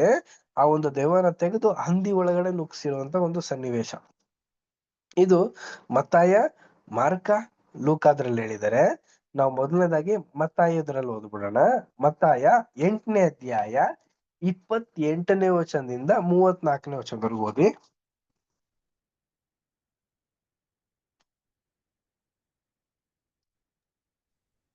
ಆಮೇಲೆ ಆತನು ಆಚೆ ದಡಕ್ಕೆ ಗದನೇರ ಸೀಮೆಗೆ ಮುಟ್ಟಿದಾಗ ದೆವ್ವ ಹಿಡಿದವರಿಬ್ಬರು ಸಮಾಧಿಯ ಗವಿಗೊಳಲದಿಂದ ಹೊರಟು ಆತನೆದುರಿಗೆ ಬಂದರು. ಅವರು ಬಹು ಉಗ್ರರಾಗಿದ್ದರಿಂದ ಆ ದಾರಿಯಲ್ಲಿ ಯಾರೂ ತಿರುಗಾಡಲಾರದೆ ಇದ್ದರು. ಅವರು, ದೇವರ ಮಗನೇ, ನಮ್ಮ ಗೊಡವೆ ನಿನಗೇಕೆ? ಕಾಲ ಬರುವುದಕ್ಕಿಂತ ಮುಂಚೆ ನಮ್ಮನ್ನು ಕಾಡುವುದಕ್ಕೆ ಇಲ್ಲಿಗೆ ಬಂದೀಯಾ ಎಂದು ಕೂಗಿದರು. ಸ್ವಲ್ಪ ದೂರದಲ್ಲಿ ಬಹಳ ಹಂದಿಗಳ ಒಂದು ಹಿಂಡು ಮೇಯುತ್ತಿತ್ತು. ಆ ದೆವ್ವಗಳು, ನೀನು ನಮ್ಮನ್ನು ಇವರೊಳಗಿಂದ ಹೊರಡಿಸುವುದಾದರೆ ಆ ಹಂದಿಯ ಗುಂಪಿನೊಳಗೆ ಕಳುಹಿಸಿಕೊಡು ಎಂದು ಬೇಡಿಕೊಂಡವು. ಸಾಕ ಬ್ರದರ್, ಇನ್ನು ಓದ್ಲಾ? ಕಂಪ್ಲೀಟ್ ಮಾಡ್ಬಿಡಿ, 34 ಮಾಡ್ಬಿಡಿ. ಹಾ, ಸರಿ. ಆ ಹಂದಿಯ ಗುಂಪಿನೊಳಗೆ ಕಳಿಸಿಕೊಡು ಎಂದು ಬೇಡಿಕೊಂಡವು. ಆತನು, ಹೋಗಿರಿ ಅನ್ನಲು ಅವು ಹೊರಗೆ ಬಂದು ಹಂದಿಗಳೊಳಗೆ ಹೊಕ್ಕವು. ಆ ಕ್ಷಣವೇ ಆ ಗುಂಪೆಲ್ಲ ಓಡಿ ಕಡಿದಾದ ಸ್ಥಳದಿಂದ ಸಮುದ್ರದೊಳಗೆ ಬಿದ್ದು ನೀರಿನಲ್ಲಿ ಮುಳುಗಿ ಸತ್ತು ಹೋಯಿತು. ಮೇಯಿಸುವವರು ಊರೊಳಕ್ಕೆ ಓಡಿ ಹೋಗಿ ಇದನ್ನೆಲ್ಲ ದೆವ್ವ ಹಿಡಿದವರ ಸಂಗತಿ ಸಹಿತವಾಗಿ ತಿಳಿಸಲು ಊರಿನವರೆಲ್ಲರೂ ಯೇಸುವಿನೆದುರಿಗೆ ಹೊರಟು ಬಂದು ಆತನನ್ನು ಕಂಡು ತಮ್ಮ ಸೀಮೆಯನ್ನು ಬಿಟ್ಟು ಹೋಗಬೇಕೆಂದು ಬೇಡಿಕೊಂಡರು. ಆತನ ದೋಣಿಯನ್ನು ಹತ್ತಿ ಸಮುದ್ರವನ್ನು ದಾಟಿ ತನ್ನ ಊರಿಗೆ ಬಂದನು. ನೋಡಿ ಪ್ರಿಯ ಸಹೋದರ ಮತ್ತು ಸಹೋದರರೇ, ಇಲ್ಲಿ ಇನ್ನೊಂದು ಘಟನೆ ನಡೀತದೆ. ಆಲ್ರೆಡಿ ಅವರು ಬಿರುಗಾಳಿನೆಲ್ಲ ಸೈಲೆಂಟ್ ಮಾಡಿ ದಡಕ್ ಬಂದಿದ್ದಾರೆ. ಬಂದ ತಕ್ಷಣನೇ ನಾವೆಲ್ಲ ಅನ್ಕೋಬಿಡ್ತೀವಿ, ಓ ಯೇಸು ಕ್ರಿಸ್ತರು ಬರೀ ಒಂದೇ ಸಾರಿ ದೆವ್ವನ ದಂಡು ಅನ್ನೋ ವ್ಯಕ್ತಿಯಿಂದ ಮಾತ್ರ ತೆಗೆದಿದ್ದೆ ಹದ್ದಿಗೆ ಹಾಕಿದ್ರು. ಇಲ್ಲ ರೀ, ಇನ್ನೊಂದ್ ಕಡೆನೂ ಇದೇ ತರ ಘಟನೆ ನಡೆದಿದೆ. ಸೊ ಯಾವ ತರ ಆಗಿದೆ, ಒಂದು ಸೇಮ್ ಅಲ್ಲಿ ನಡೆದಿರೋ ರೀತಿಯಲ್ಲೇನೆ, ಆದ್ರೆ ಇಲ್ಲಿ ಇಬ್ರಿಗೆ ದೆವ್ವ ಇದೆ, ಇಬ್ರು ವ್ಯಕ್ತಿಗೆ ಅನೇಕ ದೆವ್ವಗಳು ಸೇರಿದೆ ಅಂತ ಅನ್ಬಿಟ್ಟು ಇಲ್ಲಿ ಹೇಳ್ತಾ ಇದಾರೆ. ಇಲ್ಲಿ ಏನಾಗಿದೆ ಅಂತಂದ್ರೆ, ಅವ್ರು ನೋಡ್ಬಿಟ್ಟು ದೆವ್ವಗಳು ಏನಾಗ್ತಾ ಇದೆ ಅಂದ್ರೆ, ಇಷ್ಟು ಬೇಗ ಯಾಕೆ ಬಂದು ನಮಗ್ ತೊಂದರೆ ಕೊಡ್ತಾ ಇದ್ದೀರಾ ಅಂತ ಅನ್ಬಿಟ್ಟು ಹೇಳಿದ ತಕ್ಷಣ ಏನಾಗ್ತಾ ಇದೆ ಅಂದ್ರೆ, ಅವರೇ ಸಜೆಷನ್ ಕೂಡ ಕೊಡ್ತಾ ಇದಾರೆ. ಇದರಿಂದ ಈ ವ್ಯಕ್ತಿಗಳಿಂದ ನಮ್ಮನ್ನ ತೆಗೆದು ಆ ಒಂದು ಹಂದಿ ಒಳಗಡೆ ಹಾಕ್ಬಿಡಿ, ನಾವು ಹೊಂಟೋಗ್ಬಿಡ್ತೀವಿ, ಅಪ್ಪಣೆ ಕೊಟ್ರೆ ಸಾಕು ನೀವು ಅಂದ್ಬಿಟ್ಟು. ಏನಕ್ಕಂದ್ರೆ ಅವರೇ ಹೋಗಕ್ ಆಗತ್ತಾ ಅಂದ್ರೆ ಇಲ್ಲ ರೀ, ಯೇಸು ಕ್ರಿಸ್ತರ ಕೈಯಿಂದಲೇ ಹೋಗುವಂತ ಒಂದು ಸನ್ನಿವೇಶ ಇರೋದು. ಈ ದೆವ್ವಗಳೆಲ್ಲ ಹೆಂಗೆ ಅಂತ ನಾವು ನೋಡ್ಬೇಕಾದ್ರೆ ಅದಕ್ಕೆ ಒಂದು ಸ್ಟಡೀಸ್ ಇದೆ ನೋಡಿ. ಈ ಒಂದು ದುರಾತ್ಮ ಶಕ್ತಿಗಳೆಲ್ಲ ಯಾವ ರೀತಿ ಒಬ್ಬರ ಮೇಲೆ ಹೊಕ್ಕುತ್ತೆ ಹೊರ್ತು ವಾಪಸ್ ಹೋಗೋದ್ ಹೆಂಗೆ ಅಂತ ನಾವು ನೋಡ್ಬೇಕಾದ್ರೆ ಅದು ಬೇರೆ ರೀತಿಲೇ ಹೋಗೋದು. ಅವ್ರು ಬಿಟ್ಟು ಹೋಗೋಂಥದ್ದೆಲ್ಲ ಇರೋದಿಲ್ಲ. ಇದು ಒಂದು ಟಾಪಿಕ್ ಇದೆ, ಅದನ್ನ ಮುಂದೆ ಬರುವಂತ ಒಂದು ದಿನದಲ್ಲಿ ಹೈಯರ್ ಸ್ಟಡೀಸ್ ಅಲ್ಲಿ ನಾವು ತಿಳ್ಕೊಳ್ಳೋಣ. ಸೊ ಏನು ಅನಾಯಿಂಟೆಡ್ ಆಗಿರೋಂತ ಅಂದ್ರೆ ಯಾವ ತರ ದೇವ್ರನ್ನ ನಂಬಿರುವಂತ ಮಕ್ಕಳ ಮೇಲೆ ದೆವ್ವ ಬರುತ್ತಾ? ಚಾನ್ಸಸ್ ಇಲ್ಲ, ಅದೆಲ್ಲ ಬರಲ್ಲ. ಬಟ್ ಬೇರೆ ವ್ಯಕ್ತಿಗಳಿಗೆ ಬರುವಂತದ್ದು ಆಗಿರುತ್ತೆ. ಬಟ್ ಅಂತ ಸಂದರ್ಭದಲ್ಲಿ ನಾವ್ ಏನ್ ನಡೆ ನುಡಿ ತಗೋಬೇಕು ಅನ್ನೋದನ್ನೆಲ್ಲ ಮುಂದೆ ಬರುವಂತ ಕ್ಲಾಸಸ್ ಅಲ್ಲಿ ನಾವು ತಿಳ್ಕೊಳ್ಳೋಣ. ಓಕೆನಾ? ಸೊ ನಮ್ ಪಾಯಿಂಟ್ ನಾವು ಬಂದ್ಬಿಡೋಣ. ನೋಡಿ ಇಲ್ಲಿ ಏನ್ ನಡೆಯುತ್ತೆ ಅಂತ ನಾವು ನೋಡ್ಬೇಕಾದ್ರೆ ಪ್ರಿಯರೇ, ಇಲ್ಲೂ ಕೂಡ ಏನಾಗುತ್ತೆ ಅಂತಂದ್ರೆ, ಆ ದೆವ್ವಗಳೆಲ್ಲ ಮತ್ತೆ ಹಂದಿಗಳ ಒಳಗಡೆ ಹೋಗಿ ಆ ಹಂದಿಗಳೆಲ್ಲ ಏನಾಗುತ್ತೆ ಅಂತಂದ್ರೆ, ಒಂದು ಕಡುದಾದಂತ ಒಂದು ಸ್ಥಳ ಅಂದ್ರೆ ಎತ್ತರವಾದಿಂದ ಒಂದು ಕೆಳಗಡೆ ಬಿದ್ದಿ ಹೋಗುವಂತ ಒಂದು ಸ್ಥಳನೇ ಅದು ಕಡಿದಾದಂತ ಸ್ಥಳ ಅಂತ ಬಿಂಬಿಸ್ತಾರೆ. ಅಲ್ಲಿಂದ ಬಿದ್ದು ಎಲ್ಲಾ ಹಂದಿಗಳು ಸತ್ತೋಗುತ್ತೆ ಅನ್ಬಿಟ್ಟು ಹೇಳ್ತಾ ಇದ್ದಾರೆ. ಸೊ ಇದಾದ್ಮೇಲೆ ಏನಾಗುತ್ತೆ ಅಂದ್ರೆ, ಅಲ್ಲಿರೋರು ಏನ್ ಮಾಡ್ತಾರೆ, ನೀವ್ ಇಲ್ಲಿ ಇರ್ಬೇಡಿ, ಪಟ್ ಅಂತ ಹೋಗ್ಬಿಡಿ ಅಂತ ಅನ್ಬಿಟ್ಟೆಲ್ಲ ಕಳಿಸ್ಬಿಡ್ತಾರೆ. ಆ ಯೇಸು ಕ್ರಿಸ್ತರು ಏನ್ ಮಾಡ್ತಾರೆ ಅಂದ್ರೆ, ಬೇರೆ ಊರು ಬಂದ್ಬಿಡ್ತಾರೆ ಅನ್ಬಿಟ್ಟು ಇಲ್ಲಿ ನಮ್ಗೆ ತಿಳಿಸ್ತಾ ಇದ್ದಾರೆ ಮತ್ತಾಯದಲ್ಲಿ. ಇದೇ ಒಂದು ಸನ್ನಿವೇಶನ ಮಾರ್ಕದಲ್ಲೂ ಕೂಡ ಹೇಳಿದ್ದಾರೆ. ಸೊ ಇದನ್ನ ನಾವು ಮುಂದಿನ ವಾರ ನಾವು ಸ್ಟಡಿ ಮಾಡೋಣ. ಮಾರ್ಕ ಮತ್ತೆ ಲೂಕಾದ್ರಲ್ಲೂ ಕೂಡ ಹೇಳಿದ್ದಾರೆ. ನಾವು ಮುಂದಿನ ವಾರ ಇದನ್ನ ಸ್ಟಡಿ ಮಾಡಿ ನಾವು ಇನ್ನೂ ಅರ್ಥ ಮಾಡ್ಕೊಳ್ಳೋಣ. ಸೊ ಏನಕ್ಕಿದು ಅಂತ ನಾವು ನೋಡ್ಬೇಕಾದ್ರೆ ಕೆಲವೊಂದು ಪಾಯಿಂಟ್ ನಾವು ಸ್ಟಡಿ ಮಾಡ್ಬಿಡೋಣ. ಈಗ ದೆವ್ವ ಹಿಡಿದಂತ ವ್ಯಕ್ತಿಗಳ ಮುಂದೆ ಕಾನ್ಸಿಗ್ರೇಟೆಡ್ ಆಗಿರೋಂತ ಮಕ್ಕಳು ಮಾಡ್ಬೇಕಾಗಿರೋಂತ ಒಂದು ಕರ್ತವ್ಯ ಏನಂತ ನಾವ್ ನೋಡ್ಬೇಕಾದ್ರೆ, ಈಗ ದೆವ್ವ ಹಿಡಿದ್ಬಿಟ್ಟಿದ್ಯಪ್ಪ, ಈ ಒಂದ್ ಸಂದರ್ಭದಲ್ಲಿ ನಾವು ಹೋಗ್ಬಿಟ್ಟು ಅವ್ರನ್ನ ಏನು ನಿಂತ್ಕೊಂಡು ಏನ್ ಮಾಡ್ಬೇಕು, ಇದೆಲ್ಲ ರೀಪ್ರಿಂಟ್ಸ್ ಅಲ್ಲಿ ಬರ್ದಿದ್ದಾರೆ. ಇದನ್ನೆಲ್ಲ ಕ್ವಶನ್ ಬುಕ್ ನಲ್ಲೂ ಕೂಡ ನಮ್ಗೆ ಉತ್ತರನ ಸಹೋದರ ಅಂತ ರಜರ್ ಬ್ರದರ್ ಹೇಳಿದ್ದಾರೆ. ಈಗ ನಮಗೆ ಅಂದ್ರೆ ನಿಜವಾಗ್ಲೂ ದೇವರನ್ನ ನಂಬಿರುವಂತ ಮಕ್ಕಳಿಗೆ ದೇವರ ಒಂದು ಕುಪಾಶನ ನಮ್ಮ ಮೇಲಿರುವಂತ ಒಂದು ಮಕ್ಕಳುಗಳಿಗೆ ಈ ದೆವ್ವಗಳು ಹಿಡಿಯಲ್ಲ ರೀ. ಇನ್ ಕೇಸಸ್ ಬೇರೆಯವ್ರಿಗೆ ಯಾರಿಗಾದ್ರೂ ಹಿಡಿದಿತ್ತು, ಆ ಒಂದ್ ಸನ್ನಿವೇಶದಲ್ಲಿ ನಾವೇನಾರ ಅಲ್ಲಿದ್ವಿ, ಹೋಗ್ಬಿಟ್ಟು ನಾವೇನಾದ್ರು ಪ್ರೇಯರ್ ಮಾಡ್ಬಿಟ್ರೆ ಬಿಟ್ಟು ಹೊಂಟೋಗ್ಬಿಡುತ್ತಾ ಅಂತಂದ್ರೆ ಹೋಗುತ್ತೋ ಬಿಡುತ್ತೋ ಅದು ಸೆಕೆಂಡ್ರಿ. ಫಸ್ಟ್ ನಾವೇನ್ ಮಾಡ್ಬೇಕು, ನಾವಲ್ಲಿ ಇರ್ಬಾರ್ದು, ಎದ್ದು ಬರ್ತಾ ಇರ್ಬೇಕೇ ಹೊರ್ತು ನಾವು ದೆವ್ವ ಬಿಡ್ಸೋದಕ್ಕೆ ನಮ್ಗೆ ಏನು ದೇವ್ರು ಅಧಿಕಾರನ ಕೊಟ್ಟಿಲ್ಲ. ಈ ದೆವ್ವ ಬಿಡಿಸುವಂತ ಒಂದು ಅಧಿಕಾರ ಎಲ್ಲಿದ್ದು ಯೇಸು ಕ್ರಿಸ್ತರ ಹತ್ರ ಇತ್ತು, ಅಪೊಸ್ತಲರ ಹತ್ರ ಇತ್ತು. ಅದಾದ್ಮೇಲೆ ನಮ್ಗೇನಾದ್ರು ಕೊಟ್ಟಿದಾರ ಅಂದ್ರೆ ಇಲ್ಲ, ನಮ್ಗೆ ಯಾರಿಗೂ ಕೊಟ್ಟಿಲ್ಲ, ಅವ್ರಿಗೆ ಮಾತ್ರ ಕೊಟ್ಟಿದ್ದು. ನಮ್ಗೆ ಏನು ಕೊಟ್ಟಿಲ್ಲ ಅಂತಂದ್ರೆ ನಮ್ಗೆ ನಮ್ಮ ರಕ್ಷಣೆನ ನಾವು ಸಾಧಿಸ್ಕೊಳಕ್ ದೇವ್ರು ಅವಕಾಶ ಕೊಟ್ಟಿರೋದೇ ಹೊರ್ತು ಈ ದೆವ್ವಗಳನ್ನ ಬಿಡ್ಸೋದು, ಅನಾರೋಗ್ಯದಲ್ಲಿರೋರ್ಗೆ ಆರೋಗ್ಯ ತರೋ ತರ ಪ್ರಾರ್ಥನೆ ಇದೆಲ್ಲ ಏನಿಲ್ಲ ರೀ. ಬೇರೆ ಬೇರೆ ಮಿರಾಕಲ್ ಮಾಡೋಂಥದ್ದೆಲ್ಲ ನಮ್ಗೆ ಕೊಟ್ಟಿಲ್ಲ.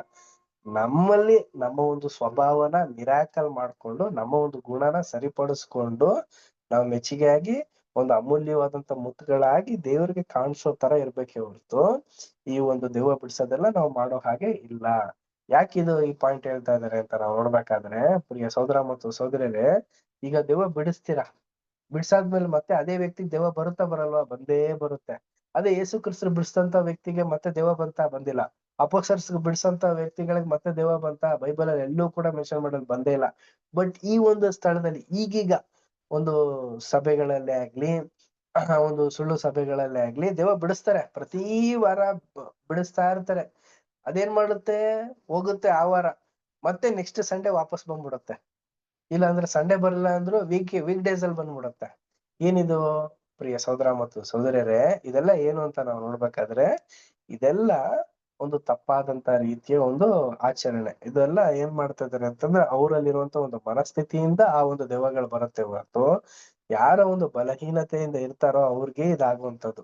ಸೊ ಬಲವಾಗಿರೋಂಥವ್ರಿಗೆ ಯಾರಿಗೂ ಏನೂ ಆಗೋದಿಲ್ಲ. ಬಲವಾಗಿರುವಂತ ವ್ಯಕ್ತಿಗಳ ಒಂದು ವಿಶೇಷವಾದಂತ ಗುಣ ಏನಂತಂದ್ರೆ ಅವರಲ್ಲಿ ಸತ್ಯ ಇರುತ್ತೆ. ಆದ್ರಿಂದ ಈ ಒಂದು ಬಲಹೀನವಾದಂತ ಒಂದು ಸನ್ನಿವೇಶ ಅವರಲ್ಲಿ ಬರಲ್ಲ. ಯಾರಲ್ಲಿ ಸತ್ಯ ಇರಲ್ವೋ ಅವರಲ್ಲಿ ಏನಾಗಿರುತ್ತೆ ಅಂತಂದ್ರೆ ವಿನೋದವಾದಂತ ಒಂದು ಸನ್ನಿವೇಶ ಬಂದಾಗ ಈ ರೀತಿ ವರ್ತಿಸ್ತಾರೆ. ಸೊ ನಾವ್ ಇಲ್ಲಿಗೆ ಇವತ್ತಿನ ಒಂದು ಪಾಯಿಂಟ್ ನಾವು ನಿಲ್ಸೋಣ.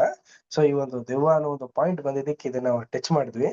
ಬಟ್ ಇನ್ ಕೇಸಸ್ ಮುಂದೆ ಹೋಗ್ತಾ ಹೋಗ್ತಾ ರೀಪ್ರಿಂಟ್ ಸ್ಟಡೀಸ್ ಅಂತ ಎಲ್ಲ ಬರುತ್ತೆ. ಆಲ್ರೆಡಿ ಸಹೋದರರು ತುಂಬಾ ಜನ ತಗೊಂಡಿದ್ದಾರೆ ದೆವ್ವಗಳ ಬಗ್ಗೆ. ಸೊ ಮತ್ತೆ ಈ ಒಂದು ಪಾಯಿಂಟ್ ಬಂದಿದ್ದಕ್ಕೆ ನಾವು ಮೆಲುಕನ್ನ ಹಾಕಿದ್ವಿ. ಸೊ ಮುಂದೆ ಬರುವಂತ ದಿನದಲ್ಲಿ ನೆಕ್ಸ್ಟ್ ವೀಕ್ ಅಲ್ಲಿ ನಾವು ಮಾರ್ಕ ಮತ್ತೆ ಲೂಕಾದ್ರಲ್ಲೂ ಕೂಡ ಹೇಳಿದ್ದಾರೆ, ಅದನ್ನ ಮತ್ತೆ ಓದಿ ಇನ್ನು ಕೆಲವೊಂದು ವಿಚಾರಗಳನ್ನ ನಾವು ಅರ್ಥ ಮಾಡ್ಕೊಂಡು ಇದ್ರ ಬಗ್ಗೆ ಒಂದು ಪಾಠನ ಸಹೋದರ ರಜಲ್ ಬ್ರದರ್ ಹೇಳಿದ್ದಾರೆ ರೀಪ್ರಿಂಟ್ ನಲ್ಲಿ, ಅದನ್ನ ನಾವು ಓದಿ ಅರ್ಥ ಮಾಡ್ಕೊಳ್ಳೋಣ. ಸೊ ದೇವ್ರ ಈ ವಾಕ್ಯಗಳನ್ನ ಆಶೀರ್ವದಿಸಲಿ. ಕೊನೆಯದಾಗಿ ಒಂದು ಪ್ರಾರ್ಥನೆ ಮಾಡಿ ಈ ಒಂದು ಕೂಟ ನಾವು ಅಂತ್ಯ ಮಾಡೋಣ. ಕೊನೆ ಪ್ರಾರ್ಥನೆನ ಸಹೋದರಾದಂತ ರವಿ ಬ್ರದರ್ ಮಾಡ್ಬೇಕಾ ಕೇಳ್ಕೊಳ್ತೇನೆ. ಸ್ವಲ್ಪ ಸಾರಿ ಬ್ರದರ್, ಸ್ವಲ್ಪ ಡ್ರೈವಿಂಗ್ ಮಾಡ್ತಾ ಇದ್ದೆ, ಬೈಪಾಸ್. Okay brother.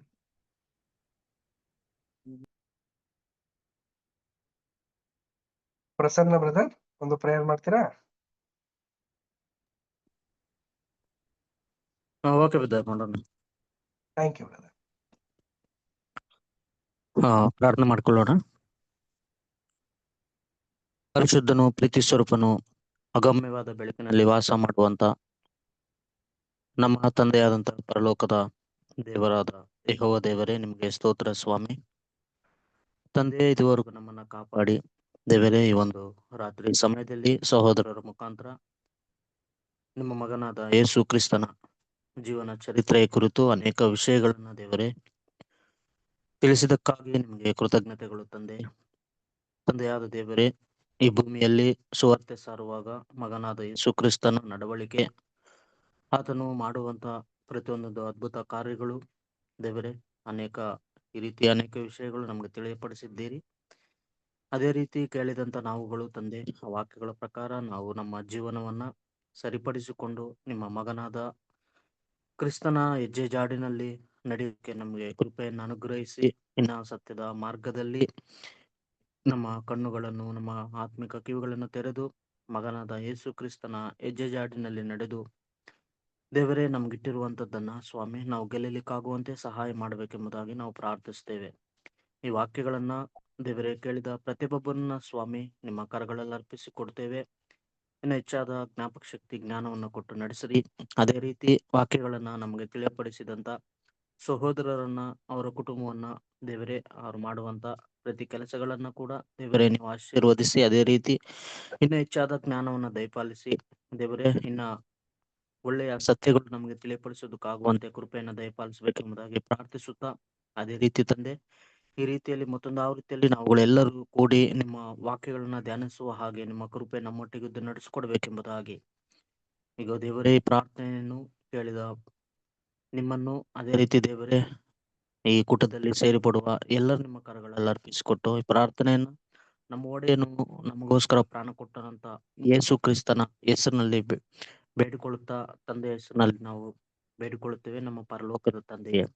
ಆಮೇನ್. ಆಮೇನ್. ಆಮೇನ್. ಎಲ್ಲಾ ಬ್ರದರ್ಸ್ ಅಂಡ್ ಸಿಸ್ಟರ್ಸ್ಗೆ ಥ್ಯಾಂಕ್ ಯು ಬ್ರದರ್. ನಮಸ್ತೆ. ನಮಸ್ತೆ ನಮಸ್ತೆ ನಮಸ್ತೆ. ನಮಸ್ತೆ ನಮಸ್ತೆ ನಮಸ್ತೆ. Good night. ನಮಸ್ತೆ.